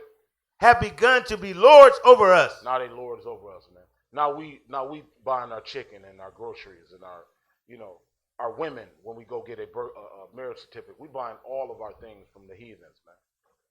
Go ahead, give it to me. Give me that in Isaiah. Isaiah 40 and 15. Behold, the nations are as a drop of a bucket. You see that? It's a precept for that, man. He just said, man, that all of them are likened unto a drop that fall from a bucket. Right? And he's saying it again. Right here. Read it. And are counted as the small dust of the balance. You see that? Like say you got a scale right here. And you know the scale measuring the equality between both sides. And say a little piece of dust get on one side. That don't really register on the scale, does it? Right. A little piece of lint get on that, little piece of hair, a little dust get on that side of the scale. You don't see it show up. The Lord's saying that all these other nations is just like that. Nothing, man. These other nations are spit, right, to the Most High, compared to the children of Israel, who he established the world for, like we just read. Go, one more precept, Deuteronomy 7 and 6. Real quick. Most High, man, he's disgusted with the white man for what he has done to black people. That's right. Read Deuteronomy 7 and 6 real quick. Kind of what kind? This is what the Lord told the children of Israel coming out of Egypt. Read that. We're in the book of Deuteronomy, chapter 7, verse 6. For thou art an holy people unto the Most High, thy power. The Most High, thy power, has chosen thee to be a special people unto himself. Unto himself, man. The Lord, the children of Israel, blacks, Hispanics, and Native Indians, we are the Lord's portion. We belong to him, right? We are his, man, based on what was established coming out of Egypt. We his portion, man, based on the covenant he made with Abraham, Isaac, and Jacob, who had 12 sons, man, who make up blacks, Hispanics, and Native Indian people. Jacob had 12 sons, 4 wives. Out of those 4 wives come the children of Israel. All right, these people you see, where the sign at? On the 12 tribe sign. Judah, Benjamin, and Levi, man, so on and so forth, man. The Mexicans, the Puerto Ricans, from Guatemala to Panama, man, our West Indian brothers, man. We make up the children of Israel, man. Hold it up real quick. Judah, Benjamin, Levi, Simeon, Zebulun, Ephraim, Manasseh, Gad, Reuben, Naphtali, Asher, and Issachar. Those are the children that Jacob made with his 4 wives, which became the inheritors of the kingdom of heaven. That's in the Bible. It's a lot to digest being this y'all first day here. But God don't love everybody. He established a covenant with one people, right? Gave them laws, statutes, and commandments to obey. They decided to follow the other nations and do something else. And the punishment was, as we read in Deuteronomy, to be given into another people. Right. Go back to verse 50 in Deuteronomy. Or did I read that? Were you finishing Isaiah? All right, go back to Deuteronomy, verse 28, verse 50.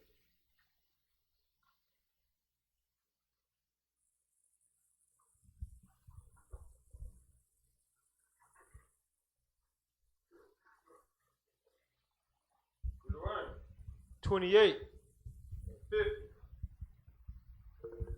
A nation of fierce countenance, which shall not regard the person of the old, nor show favor to. Read 49, so like 49 and 50. Deuteronomy 28, 49. The Lord shall bring a nation against them from afar. The Lord shall bring a nation against thee from afar. Go ahead.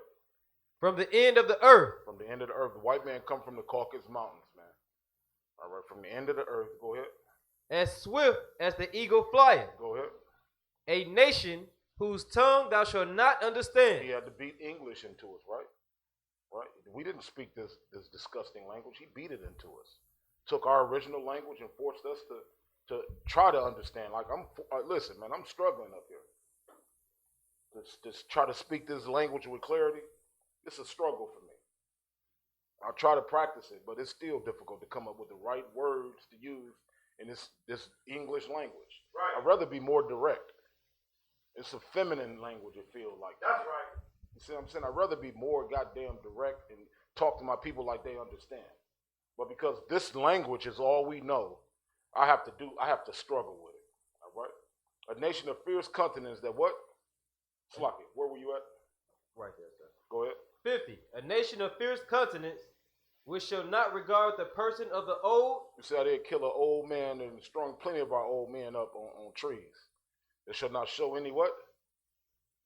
Shall not regard the person of the old. Should not regard your age. You know, like elderly people, you want to hold the door open for, right? You want to treat them with some goddamn respect. You see what I'm saying? You don't want to just push and bully them around, but the white man will shoot a 50-year-old in the back for running for a child support warrant, man. Right. They won't regard the persons of old, man. That's the white man, his spirit. Versus you and I, man, we don't want to hurt no little old white lady. We open the door up for her old evil ass, right? Going into the goddamn grocery store, we still do that. Knowing that she done said nigga so many times in her life, you still hold the door up for her old ass. Right? A nation of fierce countenance, man, that they shoot a brother in the back, man. The brother couldn't even run. I can't forget about that brother. He wasn't going no goddamn where fast. Right. And he didn't, like, look, you shoot an old man like that in the leg one time, you know what he gonna do? Fall down and cry and go to jail. But instead of shooting him in the leg, you shoot him in the back.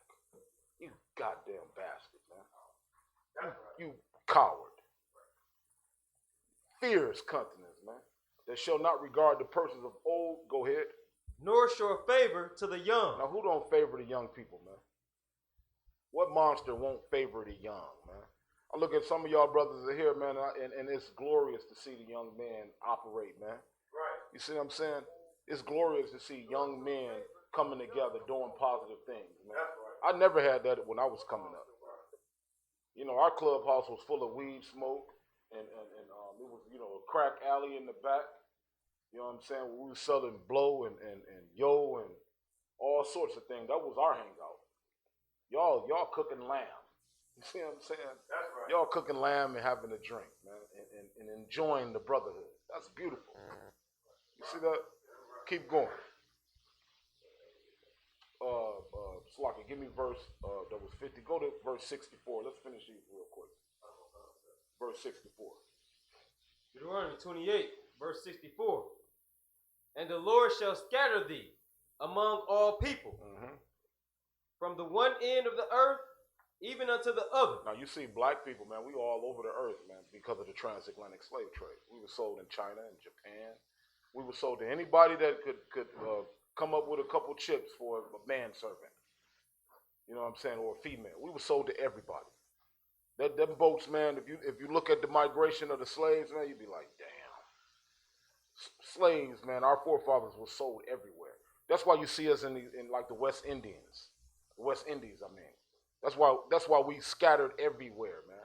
Because of the transatlantic slave trade. In the scripture, this prophecy, what the Lord said would happen to the children of Israel if we stop obeying the law, statutes, and commandment is what? Read it again. And the Lord shall scatter thee among all people. And we shall be scattered amongst all people. Black people everywhere. Go ahead. From the one end of the earth, even to the other. Go ahead. And there thou shalt serve other gods. Hold on. There we shall do what? Serve other gods. We're going to be a Jehovah's Witness. We're going to be a Christian. We're going to be a Muslim. We're going to be Buddhist. Right? We're going to talk about Confucius. You know what I'm saying? We're going to be these theologists. You see what I'm saying? We're going to be Catholics, Protestants. You know what I mean? We're going to be Baptists. We're going to be everything but Israel. Right. Everything but who the Lord set us up to be. And there you shall serve other gods. Go ahead. Which neither thou nor thy father have known. We don't know these gods that we're being introduced to. Nor did our forefathers know them. Right? Go to, was that it? Go ahead. Even wood and stone. That's your Christian cross, right? And that stone is that Kaaba stone in Islam. Right. Even wood and stone, right? Them the two most popular religions black people get caught up in. Christianity and Islam. Right. And it's right here in the Bible. The Lord saying, you're going to do this thing right here. If you disavow this covenant that I'm establishing with you, you're going to go serve these other gods somewhere else. where you've been scattered to, right? Go to verse 68. What was that? 63 or 64? Give me 68 real quick. Deuteronomy 28, verse 68. And the Lord shall bring thee into Egypt again. And the Lord shall do what? Bring thee into Egypt again. Meaning Egypt is a Greek word that means bondage. Like the original name of Egypt, or even Africa, wasn't Africa. The people that conquered that land named it after themselves. Just like America is named after the man that conquered it, right? Right? Am I right? Who is Christopher Columbus's protege that so-called discovered America? His name was America Vespucius. The white man, everywhere he go, he liked to, disregard whatever the indigenous people called the land, and name it after his conquest. Right? So Egypt is a name that was given to that particular land because when the Greeks, or was it the Romans? When the Romans went in there and conquered Egypt, they saw all of the indications of slavery. They saw the chains and the whips and the dead bodies and the slave quarters, right? And they realized that this whole nation, right, this land mass was built by enslaved people. So they named that land bondage, the land of bondage, which is Egypt, right? You got a precept?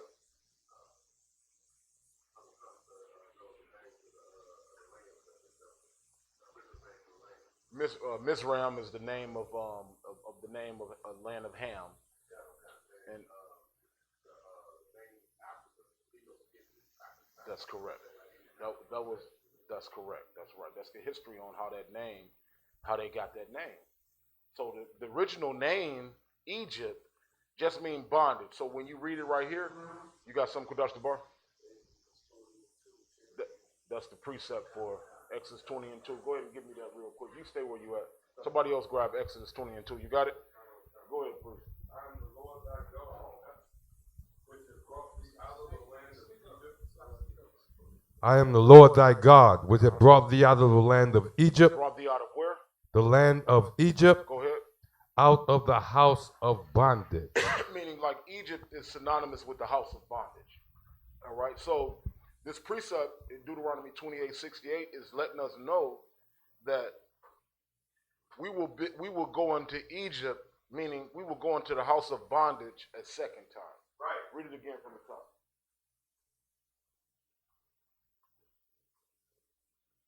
Exodus chapter 20, verse 2. Lock it. Deuteronomy 28:68. That's the one I want from the top. Deuteronomy 28:68. Uh-huh. And the Lord shall bring thee into Egypt again. Into Egypt a second time, meaning into bondage again. If you don't obey these laws, after I rescued you out of bondage the first time, after I brought you out of the land of Egypt, out of that hell, if you don't obey this covenant, if you don't stick to it, the Lord is saying, I'm going to send you into bondage again. But this time it's going to be with what? With ships. With what? With ships. That's in the Bible. With what? With ships. Now, what other nation on the face of the earth went into slavery via slave ships? What other nation? Name me a people beside us. This Bible proves that blacks, Hispanics, and Native Indians, first of all, are the children of God. Right. The condition that we're in fit only the condition that the Lord said would befall upon the children of God. That's right. All right. And moreover, how did he say you would be able to identify his people? Obviously, if they lost their nationality, if they lost their language, if they lost what God they served, how would you know who these people are? Did the Lord tell you that in the Bible? Who knows? Go ahead, Shawak. Give me that. Give me that. Deuteronomy 28 and 54. And also, Kudash the Bar is urging me to ask anybody if they got any questions. Any questions online? Anybody got any questions in the audience? Anybody want to call in with a question or comment? Now is the time to do it. All right. Shawak, go ahead. Give me that precept real quick.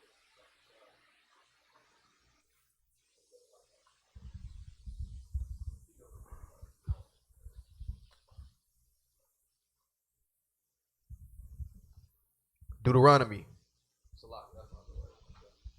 I think it's 48. Deuteronomy 28 and 46 or 48, somewhere around there. Give me Deuteronomy 28, 46. We're in the book of Deuteronomy, chapter 28 and 46. And they shall be upon thee for a sign and for a wonder. What should be upon thee for a sign? Think about what a sign is. A stop sign tells you to stop, right? A sign is an indication of something. And the Lord is saying, and they shall be upon thee for a sign, right? And the wonder, like people like wonder who the hell black people are. Right. Look at these people. Look at the condition they in. Who the hell is these people? And these, read the verse above that slide. Kanawakan. Deuteronomy 28 and 45. Moreover, all these curses. All these what? All these curses. Go ahead. Shall come upon thee. And shall pursue thee. Go ahead. And overtake thee. Go ahead. Till thou be destroyed. And all these curses, meaning if you disobeyed the law, statutes, and commandments after you made this blood oath with me, if you have the nerve to disavow this thing, break this covenant, all these curses shall come upon thee and shall pursue thee and overtake thee till thou be destroyed. This Bible ain't playing, man. The Lord wasn't playing when he made this statement. They're going to pursue you and overtake you till you be destroyed. Keep reading. Because thou hearkenest not unto the voice of the Lord. Because you didn't obey the law, statutes, and commandments. You're going to be a cursed people. Now, keep reading. Voice of the Lord thy God, to keep his commandments and his statutes, which he commanded thee. Verse 46. And they shall be upon thee. Meaning, and these curses shall be upon thee. Go ahead. For a sign. For a what? For a sign. These the children of Israel right here. Right. These destroyed people in the ghetto, man, that's been chained up, beat the shit out of, right? Destroyed, starved, robbed, and spoiled. This is the sign. Put on slave ships, right? With yokes of iron around their neck. This is the indication that they are God's chosen people. This is the sign right here. Moreover, all of these curses shall be upon thee as a sign, man. Right? Give me Isaiah 1 and 1 real quick. You got something?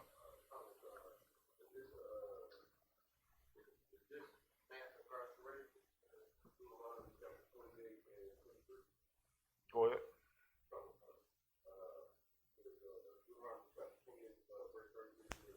And thy heaven that is over thy head. Give me Isaiah 1 and 1, somebody. Go ahead. Cut on card. Is Deuteronomy 28 and 23, is that mass incarceration? Right. Are you saying incarceration, is that one of the precepts that fit or that you can look to identify the children of Israel, or one of the curses to be incarcerated? Khan. Read it. Khan. Deuteronomy chapter 28, verse 23. And thy heavens that is over thy head shall be brass, and the earth that is under thee shall be iron. Khan, that's being locked up. That's being incarcerated. So what? That's being trapped even in hell, which is slavery. All right. Give me that in Isaiah. Isaiah chapter 1, verse 1. The vision of Isaiah, the son of Amos, which he saw concerning Judah and Jerusalem in the days of Uzziah. Which he saw concerning the Israelites. Right? This is a prophecy that would befall upon the children of Israel at some point in time in their history. Read that. Read verse 3. Isaiah chapter 1, verse 3. The ox knoweth his owner, and the ass his master's crib. Meaning, brother and sister, the ox, a dumb animal, know his owner, right? Know who he belonged to. And another dumb animal, the ass, know his crib, meaning know his homeland. You know where his house is, right? Two dumb animals know who they belong to and where they live. Keep reading. But Israel. But who? But Israel. Go ahead. Does not know. Meaning the nation of Israel at some point in time not going to know that they're Israelites. because they had been ripped from up out of their homeland, right? And given given Christianity and given another language and made to be slaves for 400 years. At some point, this prophet is saying, man, the ox gonna know who he belonged to and the ass where he lived, but the Israelites gonna be calling themselves African Americans. See that? Keep reading. My people does not consider. Hold on. The Lord said, my people, not all people. He continues to be possessive in this Bible. My people. Keep going. No, read the next verse. Kind, sir. Verse 4. A sinful nation. A what? A sinful nation. The only people that can sin, like he said, you only have I known. Right? Like he said, he gave his laws, his statutes, and commandments to the nation of Israel. Right? Not to anybody else. Right? A sinful nation. Go ahead. A people laden with iniquity. Go ahead. A seed of evildoers. Go ahead. Children that are corrupters. Mm-hmm. They have forsaken the Most High. You see that? So, like, what I'm getting at, and I've made the point, right, that black people, man, in America, man, Hispanic people, Native Indian people, fit these curses, right? Fit the curses of the children of Israel. No other nation can claim, like, and even if you did the research on the people that's claiming to be Israelites over there in the land of Israel right now, you're going to find that those people come from Georgia, Russia. Right. That they're Caucasians, man. That's why the people over there don't accept them right now, because they know that they are not the rightful possessors of that land. And one of those presidents over there made a statement. He said the reason why we can't deal with these people is because they left black and they came back white. He made that statement. You look on the internet, man. You're gonna find like even Henry Ford wrote books on the international Jew, where he aligned himself with Hitler, and in terms of those people being in possession of a religion that's not theirs, that's claiming to be a people that's not them. Arthur Koestler wrote books on the subject. We didn't just come up with this, man. We have the archaeology that proved Christ was a black man, that the children of Israel were black. We got the precepts throughout the whole Bible, and then we have the history of black people that proves who we are, man. Go ahead, Rock.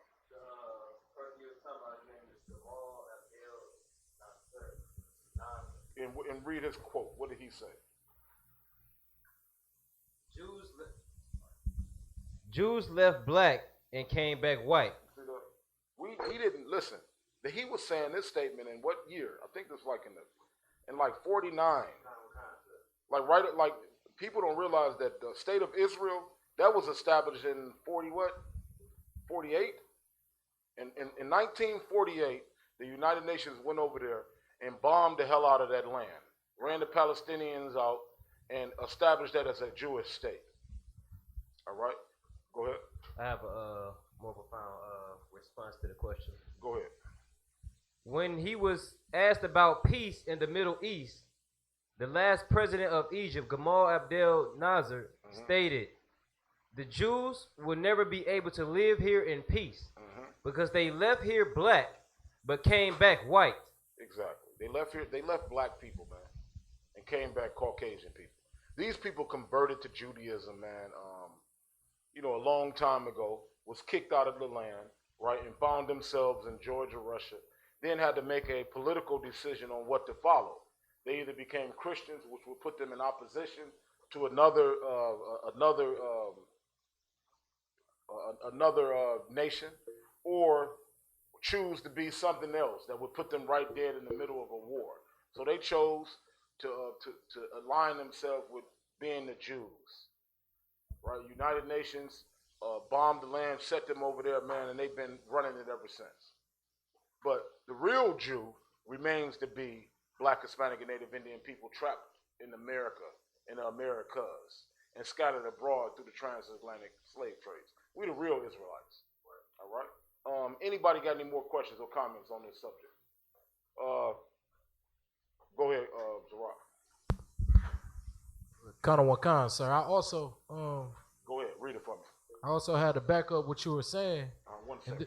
Kudash Tabar, you got something?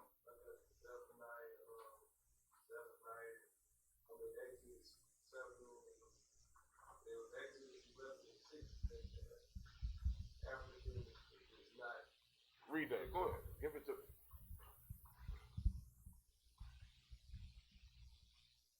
Exodus chapter 11, verse 6. And there shall be a great cry throughout all the land of Egypt, such as there was none like it, nor shall be like it anymore. Verse 7. But against any of the children of Israel shall not a dog move his tongue against man nor beast, that ye may know how Yahweh doth put it a difference between the Egyptian and Israel. That's correct, man. You look at those Africans over there, man, with the steel plates and mud huts. That ain't our flavor. We would have been erected some damn capsule or something like that, man. I built one my damn self. I ain't living in no damn straw hut. You know what I'm saying? Those people don't have our flavor. They don't, they may have the same skin color, but they don't have our phenotypical features. They don't have our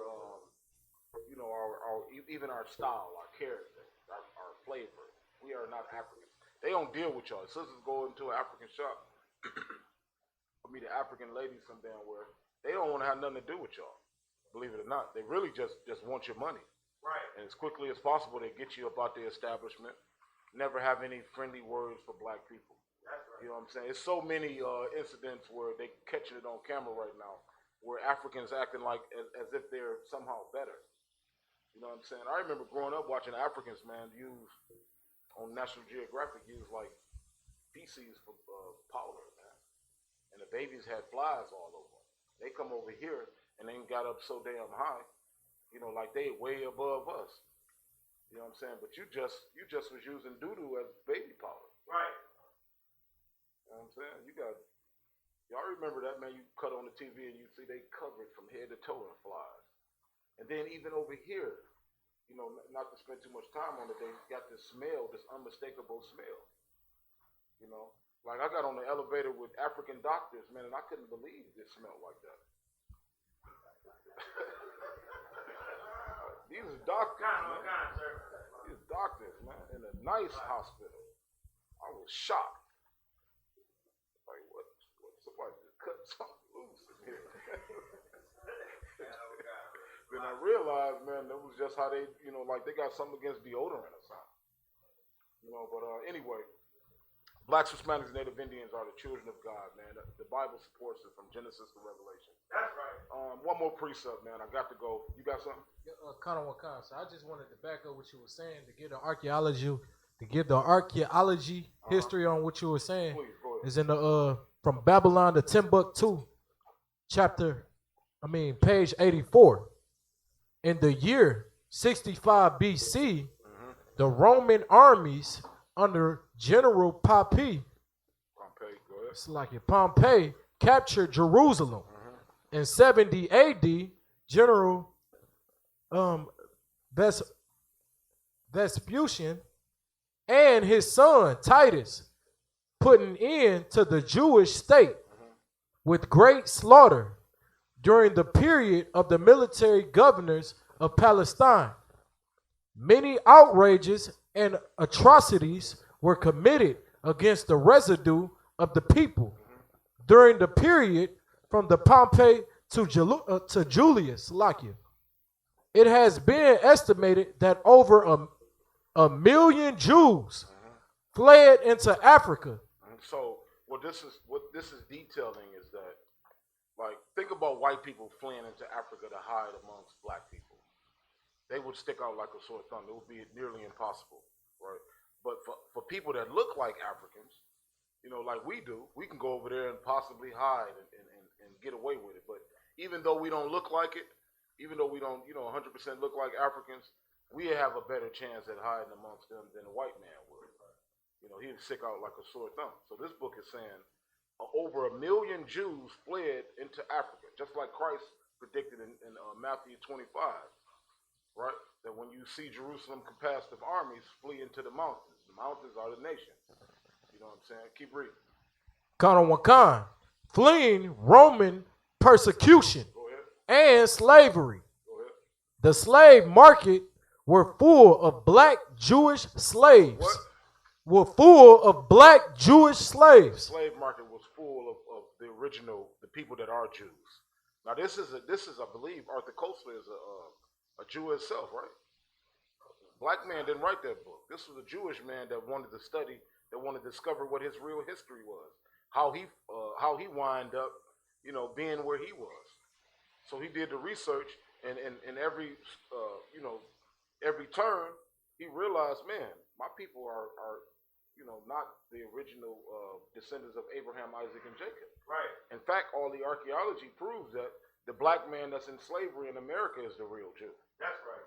That's what he proved with this book right there. They ostracized him for it. They hated him. Just like right now, you can cut on YouTube and see a bunch of people that's not black people confessing that blacks, Hispanics, and Native Indians are the real Israelites. Right. Like them people you see every week kissing our boots in the streets. Right? Those people right there realize, man, that black people are the Israelites. Right. All right? Go ahead, Yashar. He did. Hitler put it out in the Time Life magazine. He did. That the blacks, Hispanics, and Native Indians was the real Jews. The Time Life magazine is called the Nazis. And the real Jews was Swartz. Schwartzers was Which niggers. means black. Right. And that's heavy that you like. Why did Hitler stuff them damn Jews in the oven? That's another thing. Why did he burn them up like that? Because of the description of Christ. The description of Christ is so black that it looked like he had been burnt in the oven.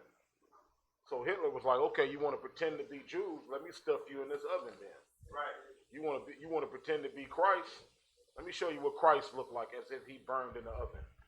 All right? And then if you Slaki, I ain't gonna rattle on about Hitler because he was a disgusting monster. But he realized that black people was Israelites. Right. All right. What else we got? Any more questions or comments on this topic before we move on?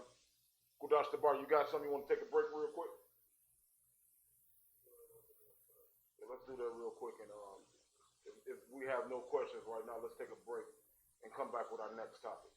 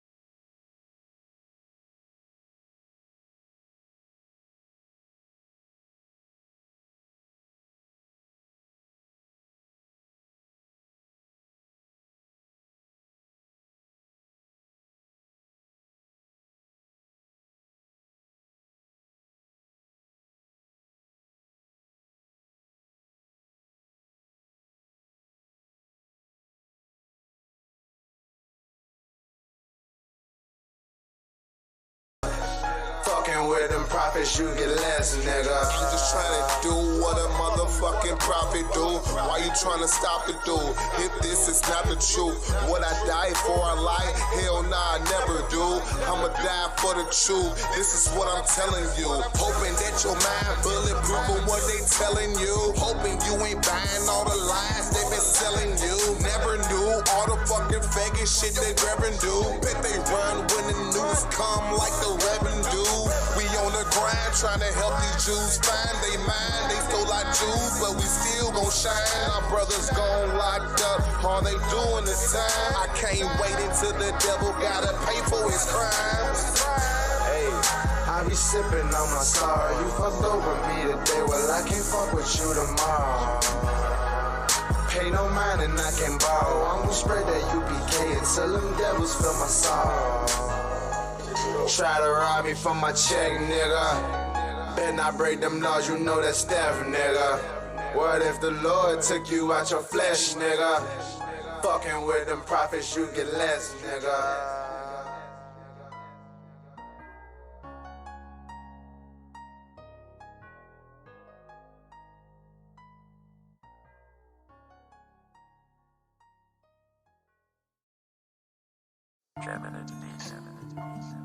Yeah.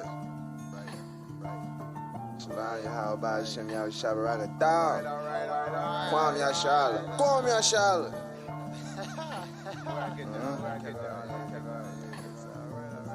Spot. Yo, what's up? What's up?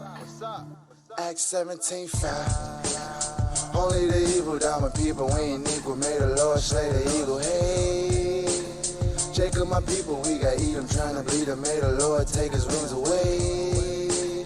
A little wine needs my mind, may Yahweh help the blind see another day. So don't be foolish to the movement, cause it's proven we the truest in the UPK. And if I fall my ox with my heart's my conscience, my all's inside this. I'm like Paul, they plotting when I talk of prophets, Act 17:5. If I recall the violence, yeah, they all gon' die quick and we all gon' watch it. Yeah. So I'm calm as I said, nah, they can't stop it. Nah. See, I was trying to find my way, the devil's all up in my way. The devil real, can't you feel him breathing? Killing niggas for no reason, guess it's killing season. Satan always snitching, trying to ante up my sins. Something gotta give for all the good that I put in. Lord, please forgive me, I was growing up with monsters, so I had no other options. I'm just glad I'm not up in the pen, instead I'm writing with a pen, so the simple understand. Let the weak say I'm strong, put the meek where they belong. Let the sleep say I'm away. And if they don't, then I'ma wait till every Jew make it safe. Every Jew ain't gonna be safe. On that faithful, dreadful day, hope I get to see the day when every devil pass away. Put our minds together under one umbrella. We done lost 12 tribes, let us find each other. Only the evil down my people, we ain't equal. May the Lord slay the eagle. Hey, Jacob, my people, we got eat them, trying to bleed them. May the Lord take his wings away. A little wine needs my mind, may Yahweh help the blind see another day. So don't be foolish to the movement, cause it's proven we the truest in the UPK. And if I fall my ox with my heart's my conscience, my all's inside this. I'm like Paul, they plotting when I talk of prophets, Act 17:5. If I recall the violence, yeah, they all gon' die quick and we all gon' watch it. So I'm calm as I said, nah, they can't stop it, Act 17:5.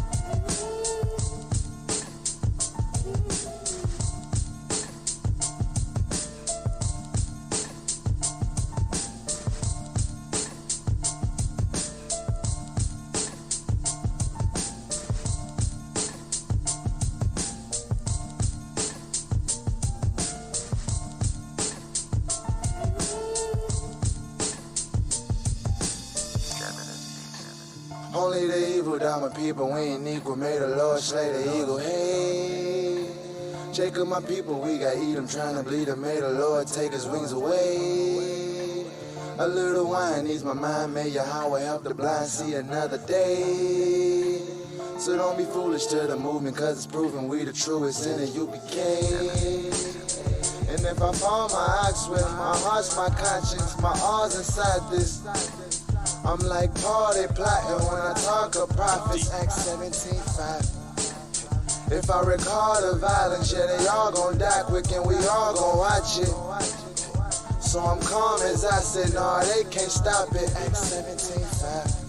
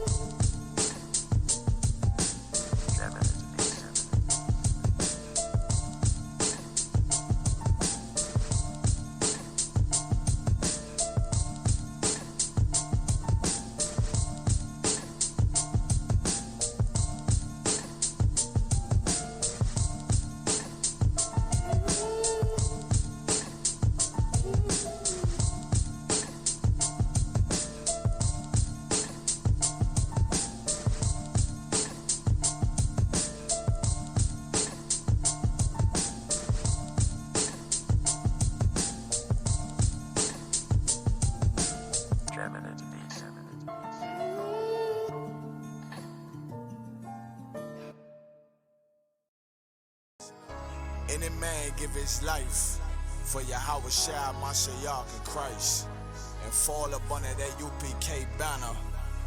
It's my brother and my blood, and I will die and kill for him if necessary.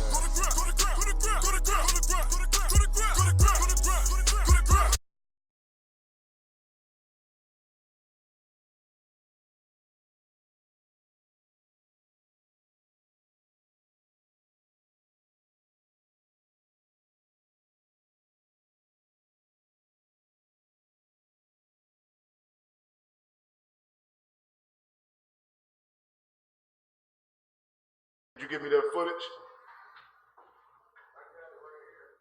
All right, go ahead and play that real quick.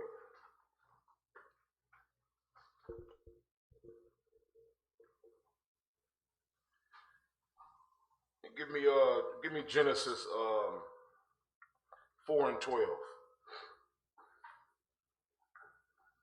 Breaking news from New Zealand in the horrific mosque shootings that left at least 50 people dead. That death toll rising tonight. The 28-year-old suspect accused in the killing spree, his face blurred by authorities, seen on camera there in a Christchurch courtroom, making a gesture while in handcuffs, often used by white supremacists. Law enforcement searching his home, hunting for evidence. This as new stories of courage and heroism emerge, and why many are now calling this man in a Christchurch courtroom, making a gesture while in handcuffs, often used by white supremacists. Law enforcement searching his home, hunting by white supremacists. White supremacists.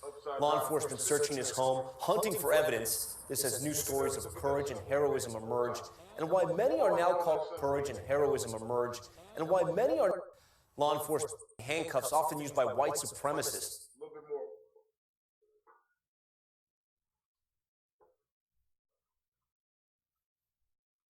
that. Ain't that the 3 6s that all your rappers is throwing up? Ain't that symbol like this? Ain't that symbol all your rappers is throwing up right now? Where they have like the 3 6s on one finger? I mean on one hand. This white supremacist is flashing the same symbol that your rappers is flashing, man. That your leaders in the media and the industry is flashing.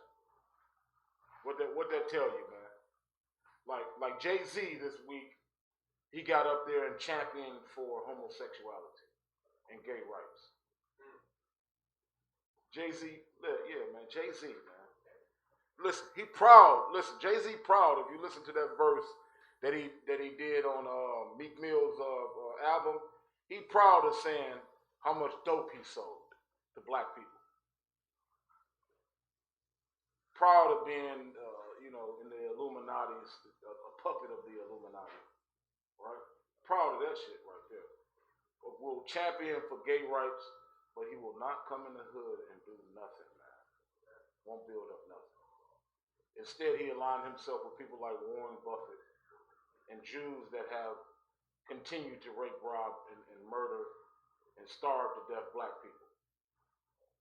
And you see a symbol, man, by a goddamn murderer that some of your rappers is throwing up today. Go ahead, Kazan. He even so arrogantly and boldly rocked the do as thou wilt to go against the Bible. He said, "My will be done." Mm-hmm. He slogan the do as thou wilt, saying like just do what you want to do. Give me that video with Jay-Z championed for gay rights. Okay, go ahead. Go ahead. That quote is from a guy named Alistair Crowley. Okay. He's the I heard of him before.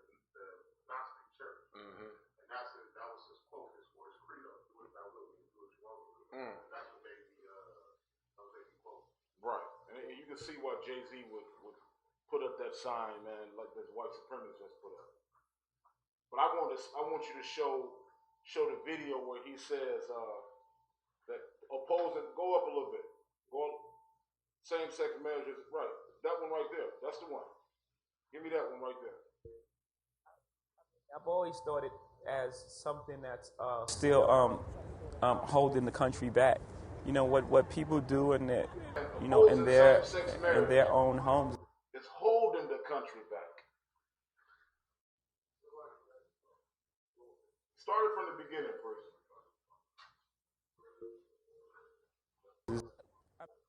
I've always thought it as something that's still holding the country back. You know what people do in their, in their own homes is, their business. Right, that's how they try to make it clean.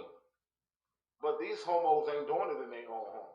They doing it in public bathrooms now, where your little daughter got to deal with some grizzly bear man dressed in a dress next to her in the stall in the bathroom, where you can't discriminate against them right now. So the premise that they do this in their own home, it's not true. They go to school and want to teach grade school in a dress, right? That's not in the comfort of their own home. Rewind it again. That's not in the comfort of their own home. Like he trying to clean up and say whatever people do in their own home is clean, as long as I don't see it. But you see it every day. You see the homosexual agenda becoming more and more powerful in America. All right, go ahead.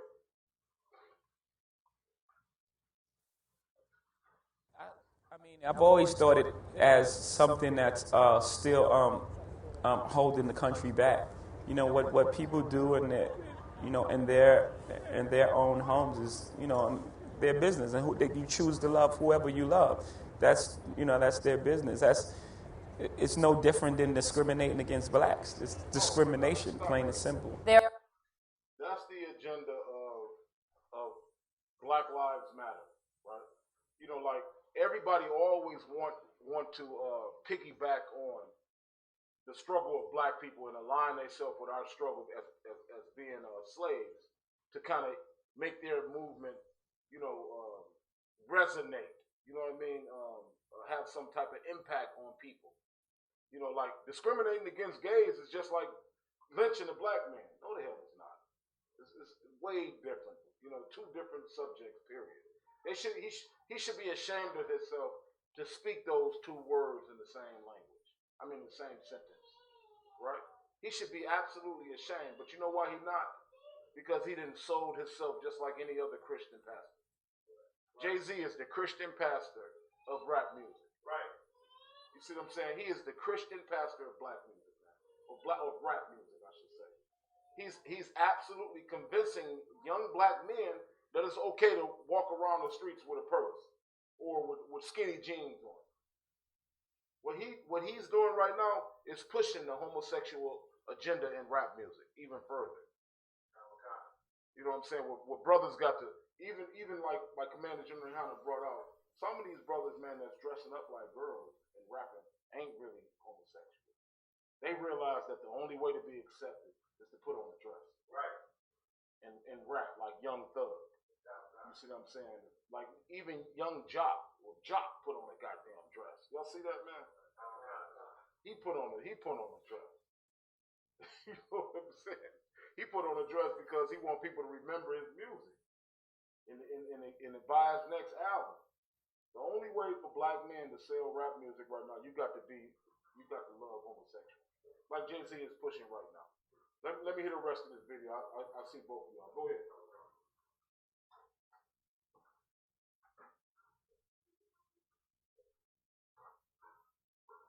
There are a lot of pundits out there that say this is going to cost him votes, particularly African American votes. There are some black religious leaders who were not happy about this decision.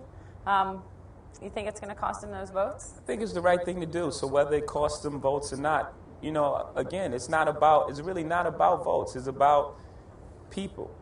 And so whether it costs them votes or not, I think it's the right thing to do as a human being.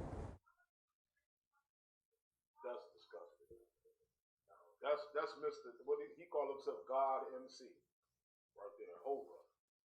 I have friends who are in gay and lesbian partnerships who've said to me, isn't it unfair that we don't have similar legal rights to inheritance, to visitation when one of the partners is ill, to health care benefits? And the difference in how, like always want to contrast when they arrest a white man with, how they arrested that one brother that was fleeing that child support warrant that didn't have no weapon in his hand, and he had his back totally, to the police officer that shot him, right? That's how they arrest black people versus how they arrest this white man that just killed 50 people. Show that clip right quick. Not Jay-Z, the white man that got arrested for the killing in New Zealand. Go back to that clip right there for me, Sebastian Clark.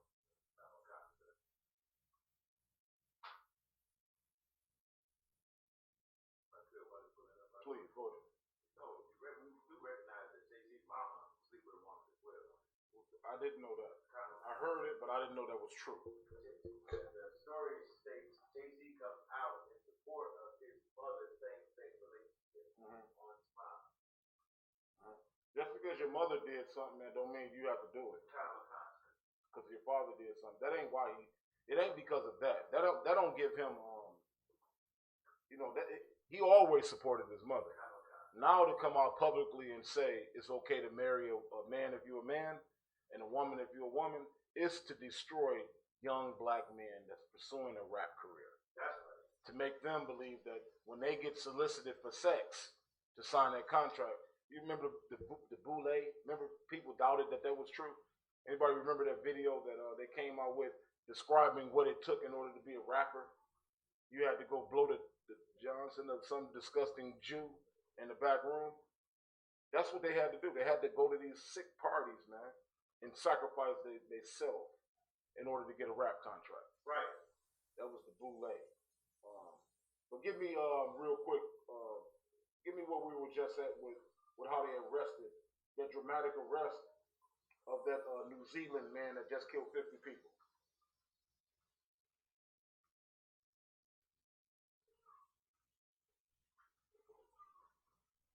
Let's put in there arrest. Put in the search engine. New Zealand, okay. Hit search right there.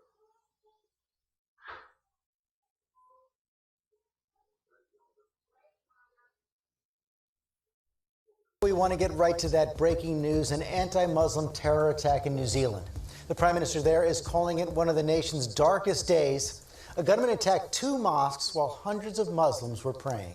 The man who is claiming responsibility and charged with murder is an extreme right-wing white supremacist who live-streamed the attack, saying it at the Islamic Cultural Center right here in New York City. So here's what we know right now. At least 49 people were killed, 48 more wounded, multiple IEDs discovered attached to vehicles, and 3 people are now in custody. Our senior foreign correspondent Ian Pannell starts us off with the very latest.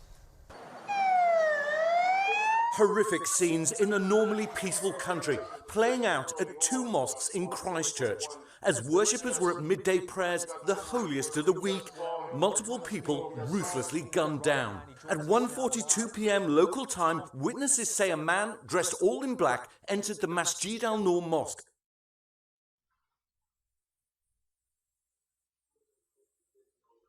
Yeah, I'm looking for the one that you just you showed a little earlier with him throwing up the 3 6s, I believe. But anyhow, man, give me Genesis 4 and 12 real quick. Yeah. Let's get an update now and find out more about the. Hold on one second. Actually, go give me Job. Thousands of miles. Sarah, Job 12, this. verse 6, real quick. Let's get an update now and find out. Wakan, I got the scripture whenever you're ready. That's the video down there, right there, where it says. Okay. Now, Sloppy, please. But go ahead. You see how that? You see? Look at the care. Like if that was, like, think about how they arrested, how they arrest black people typically, man. They rough him up a little bit. But look, he was in a high-speed chase. If it was a brother, they would have just gunned right through the car. If it was a black man, they would just shot straight through the car, man. There wouldn't have been no attempt to arrest him at all. Wouldn't have been no attempt to arrest that man whatsoever if he was a brother. They would have just shot him with 100 bullets. Right? So like the problem that white people don't realize they have is that they only identify with their own pain and suffering. Like this white man, the reason why he went on this murdering spree is because he so-called wanted to put white people back in their proper place. So his spirit is to use any means necessary, up into the gun or the sword to kill you until you obey him. You know what I'm saying? Or give me Genesis before you go to Job. Give me Genesis 27 and verse 39 real quick. Let me show you the blessing that the white man got. The reason why he has this spiritual pull to conquer everything. At the tip of the sword, by going and killing people in the church. You know what I'm saying? By going and killing people in the mosque. He feels somehow vindicated in his rightful judgment was executed, and he had a right to do that. And I'm going to show you where this spirit comes from. Read that, Genesis 27, verse 39. Genesis 27, verse 39. And Isaac his father answered and said unto him, Behold, thy dwelling shall be the fatness of the earth, and of the dew of heaven from above. Now this is the birth of the first white man, and his father is Isaac, right? Isaac had given Jacob, which is our forefather, had given us everything. Had given us the kingdom of heaven, had given us the sustainability of corn and wine, meaning all the riches in the earth, had made it that where our brothers would praise us, bow down to us, right? And didn't give Esau anything. Esau came into the room and realized that Isaac had given a blessing to Jacob, and he became distraught and undone. And because Isaac favored Esau, he came up with the only blessing that he could give him. And read that again. Okay. Genesis 27, 39. And Isaac his father answered and said unto him, Behold, thy dwelling shall be the fatness of the earth, And you're going to live in the best places in the earth. Go ahead. and of the dew of heaven from above. And be treated, with respect and dignity and love and cherished, right? That's how you're going to be treated in the earth. Keep going. 40. And by the sword shalt thou live. And by what? By the sword shalt thou live. That's why his spirit, man, is the way it is. Well, if he don't get his way, he's going to kill you, man. He like a man, a man that won't just submit to him, or submit to his arrest. What's the first thing he want to do? Bust your goddamn head open and shoot you, and spill your guts in the middle of the street, and he can't stop pulling the trigger. It's like, man, you shot him once or twice and they laid down. Why did you have to shoot him 14 more times? You see? Why did you have to do that? Hey, 1 second. Come grab this class from Ms. Rock.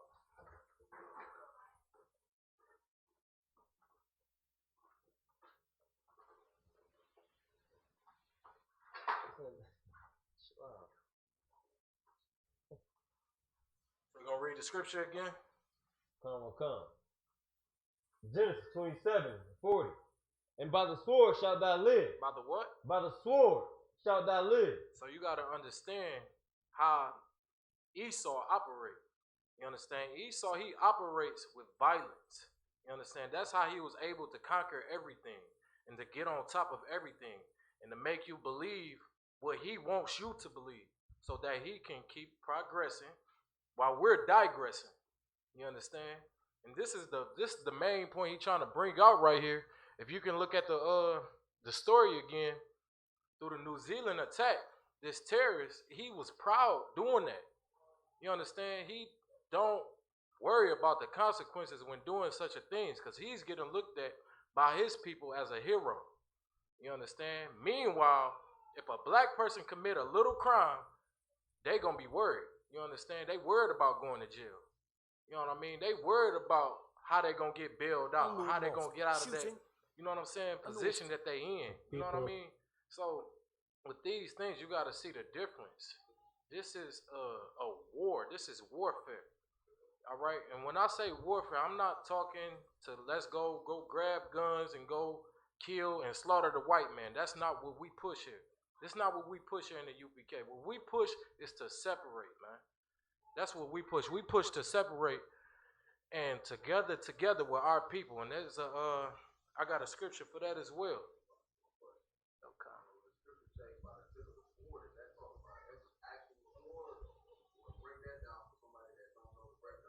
Count on one. The tip of the sword, meaning like in today's time, a modern sword would be a gun or bombs or the Air Force, the Army, the Navy, the military. You know what I mean? They enforcement. That's about a sword. That's what he was blessed with. You gotta understand, like biblically, like that's in the scripture. This is what Esau was blessed with. He was blessed to rule the earth and the dew of heaven by the tip of the sword. And the precept with that, go to Job 9:24. You understand? Because Job 9:24 show you that Esau is running everything by the tip of the sword. This prove and show you how the world is operating right now. You understand? Let me know when you get that out. Because this right here is a heavy topic. You got to understand, when Esau, when he's ruling in power, it's all was prescribed in the Bible. You understand? We took the audacity to read this Bible and to actually understand it. You got it? All right, read. Job 9:24. The earth is given into the hand of the wicked. Hold on, read it again. The earth is given. The what? The earth is given. Hold on. The earth. Right? So read it again. The earth. The what? The earth. The what? The earth. So he's saying right here in this scripture that the earth, read on, is given. Which means this is handed to. This was a given. The earth was given, read on, into the hand of the wicked. Unto the who? The hand of the wicked. All right, so if you understand that the earth was given, Salakia.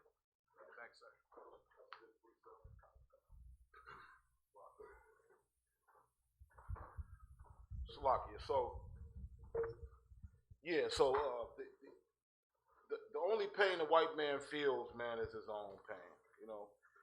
You know, his own property. The reason why that white man went on a killing spree is he felt like, the Muslims over there in his land was somehow, embarking on his territory. You know what I'm saying? And it's in his spirit because of the blessing that he received to feel that way. That's why they can't stop pulling the trigger on anybody that don't look like that. All right, and the spirit that this represents is in Genesis, the 4th chapter, and 12th verse. Let's get that real quick. Because Jacob and Esau were brothers, right? It's possible to have a twin that looks nothing like you, right? In fact, it's possible to have a twin that is an albino while you don't have that genetic mutation, right? And this is the case with Rebecca and Esau. With Isaac and Rebecca, they bore Jacob and Esau, two brothers. And the spirit that was representative in those two children can be found in Genesis, the 4th chapter, where Cain wanted to kill Abel because of how blessed Abel was and how favored Abel was to the Most High in the Most High's sight. Even though the Most High gave Cain an opportunity to be good, to do the right thing, to obey the law. He gave him that opportunity. Cain still found it within his spirit to want to disavow the law, right? So, just as Esau ultimately sought to kill Jacob and is still pursuing him to this day, right? Cain murdered his brother, right? Now read that in Genesis, the 12th chapter. Kanawakan, when the book of Genesis, chapter 4, verse 12. Now, fugitives don't get up until they caught, man. They don't give up until they caught. A fugitive is someone that's wanted by the law, right? Wanted by some authority, right? Read that in Genesis again, Salaki. Kanawakan, when thou tillest the ground and Salakia, it shall not henceforth yield unto thee. Like what this is saying is like how when the white man came over here to the Americas, he didn't know how to plant corn. What was he doing in Europe then? How was he getting by in Europe? The same way he got by in this America, where he stole and robbed and claimed everything but himself, but didn't come up with any original thought. That's the white man right there. Coming out the cave, he had nothing. Everything he got, just as indicated in the blessing from Isaac, was through sword, was through war, was through killing, right? So the Lord put that curse on him way back then. The spirit of Cain came back in the spirit of Esau, where Esau was not obedient, nor was Cain. All right. So read that one more time, Salaki. What, you can't hear me? Okay, give it to me. You can right now.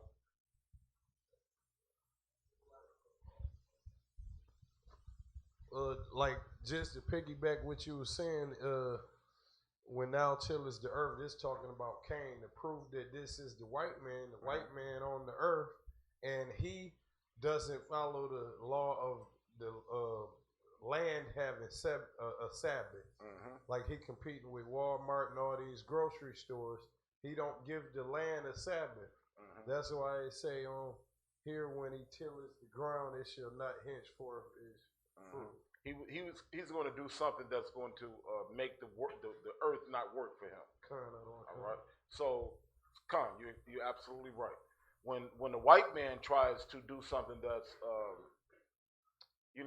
like a simple thing like plant corn, man, he's not going to be successful, right? And the Native Indian people proved that it took our training, it took our ability to know how to work the land and work the environment to benefit us. We proved that the white man is something different because he was dying, starving to death, freezing to death when he came over here, right? So that make you wonder, what the hell were you doing? How did you live over there? You see? But the curse is that when you read it again, in the book of Genesis, chapter 4, verse 12, when thou tillest the ground, it shall not henceforth yield unto thee her strength. Go ahead. A fugitive. What? A fugitive. Now, what's a fugitive? Like I said, somebody that's wanted by some authority. This is the Most High speaking to Cain, right? He's saying a fugitive. Go ahead. And a vagabond. And a what? And a vagabond. What's a vagabond? Who knows? A vagabond is what, Shawat? What's a vagabond? Right. A man that has no home. That's a vagabond, a homeless person. So like every landmass that the white man right now currently occupies, he stole it from another people and just claimed it for himself. So a fugitive, meaning you're going to be wanted for a crime, and the crime that he's wanted for is murder because he killed his brother. A fugitive and a vagabond. Keep going. Shall thou be in the earth? It shall thou be in the earth. No stitch of land that he currently occupies, other than them caves in the Caucasus Mountains, right, can he claim for himself. All right? A fugitive and a vagabond. Go back to, so I can read that one more time. A fugitive. A fugitive and a vagabond shall thou be in the earth. Okay, Most High Christ. Drop that. We're going to go for the last scripture to describe this white man. Give me Job, the 12th chapter, verse 6.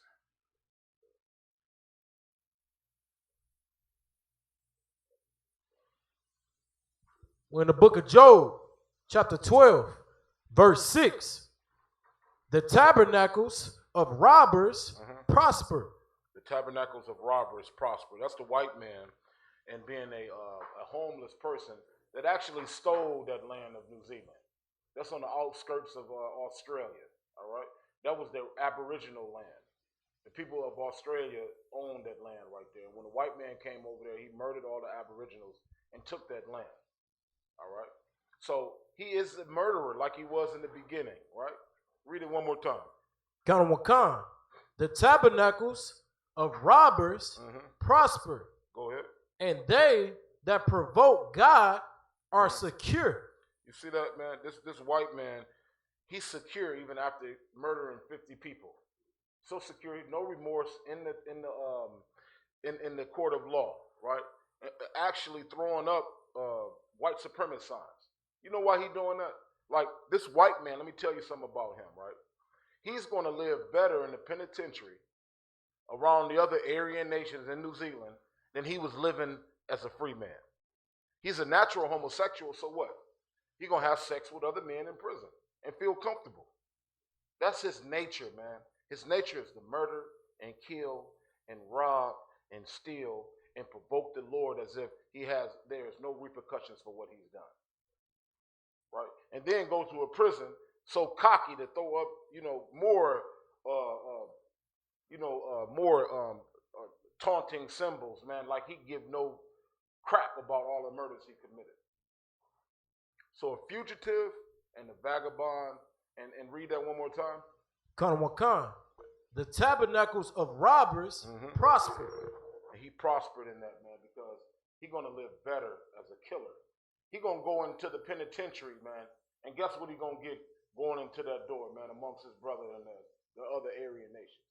He's going to be like a 12-shield general going into the New Zealand penitentiary. He's going to absolutely be celebrated amongst his brothers in the joint. They're going to get off the rip. He's going to live it up, man. He's probably going to get some tail every time he want it from one of the guards in there. That's how they do it, man. He's going to be absolutely celebrated as a hero, a champion for white people. Keep reading. And they that provoke God are secure. Man, he's secure in that provocation, man. You know what I'm saying? He went in there and killed all them damn people, man. Just like Dylan Roof, with that smug look on his face.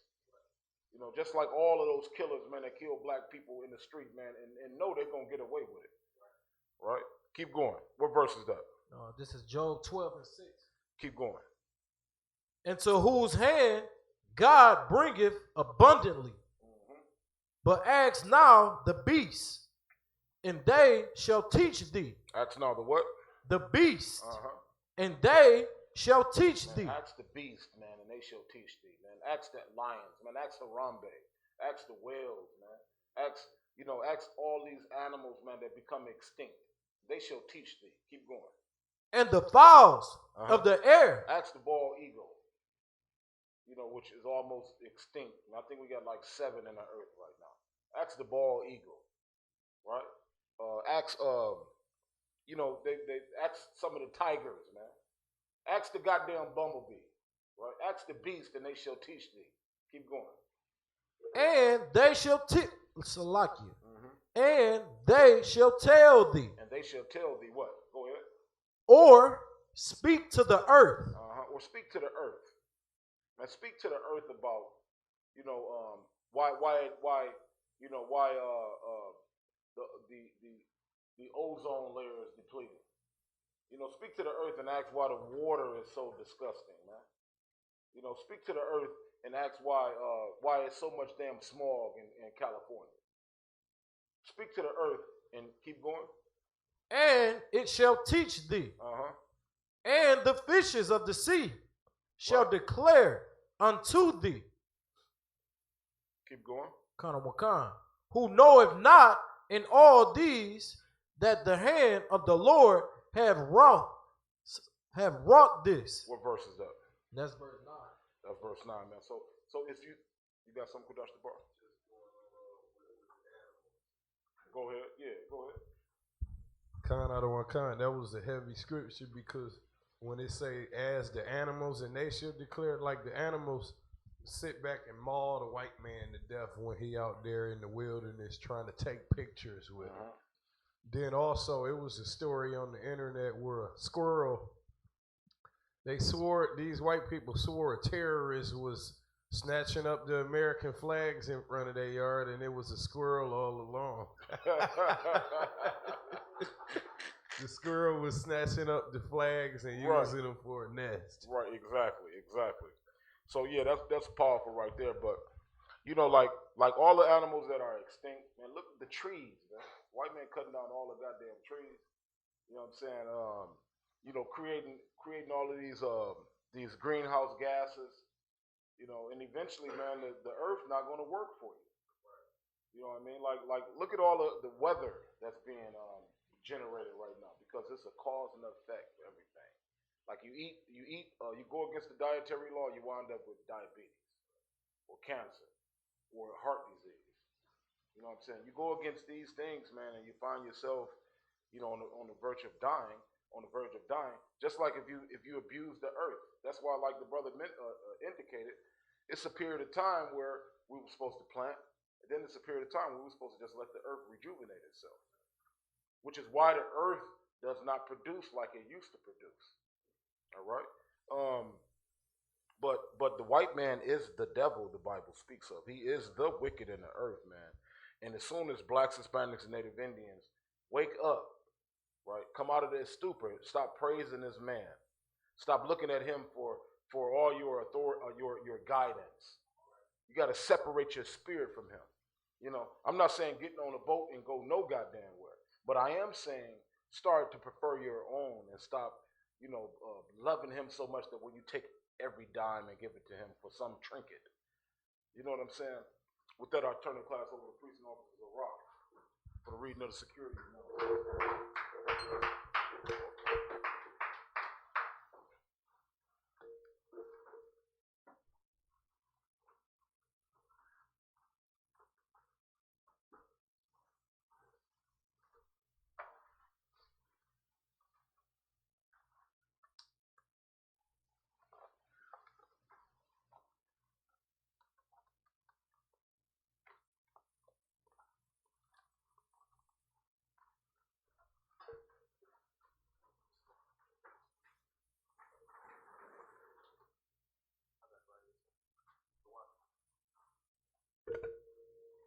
ISUPK security announcements.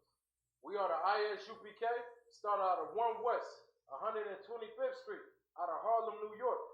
Rule for new brother or sister. When a new brother or sister comes into the school, they are off limits for 6 months.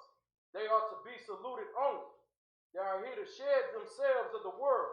They need transportation, the teacher will arrange it.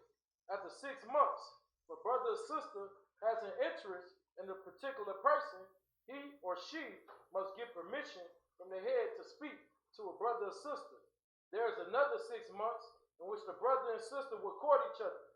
After this 6-month period, the brother and sister will get permission from the head to marry. Tithes, which is a commandment, Numbers 18 and 21, and Malachi 3 and 8 through 10, means tenth in the Hebrew, ma'ashra. 10% of every penny of any increase the Lord gives you, give to the Treasury Department or teacher, priest fund, free will offering for priests, not mandatory.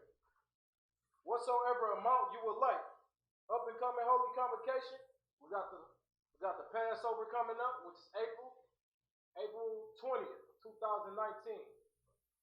Sundown. It's going to be the 50th annual Passover, year of Jubilee.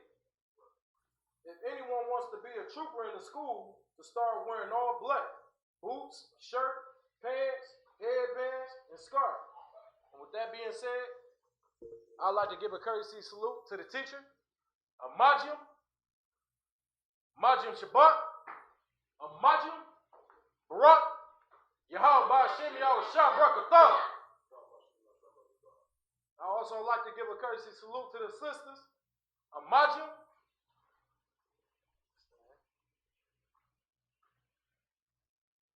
hold your hand like this.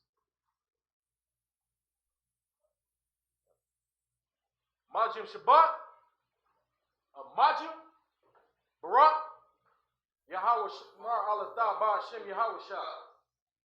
Just repeat it back.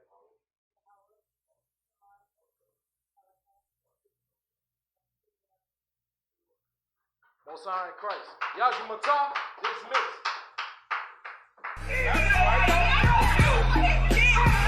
Nobody tell you crap. You know why? Because I never saw you before. But you are a black man like me.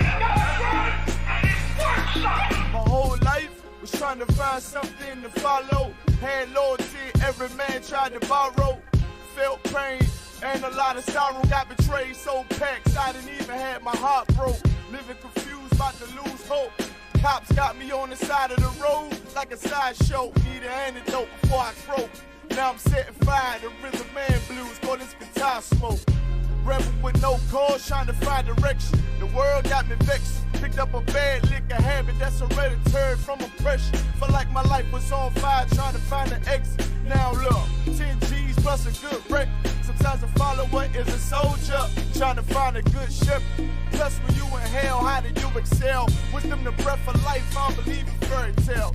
Listen well to what I tell. No calling can cause pain. Something that a rebel knows very well.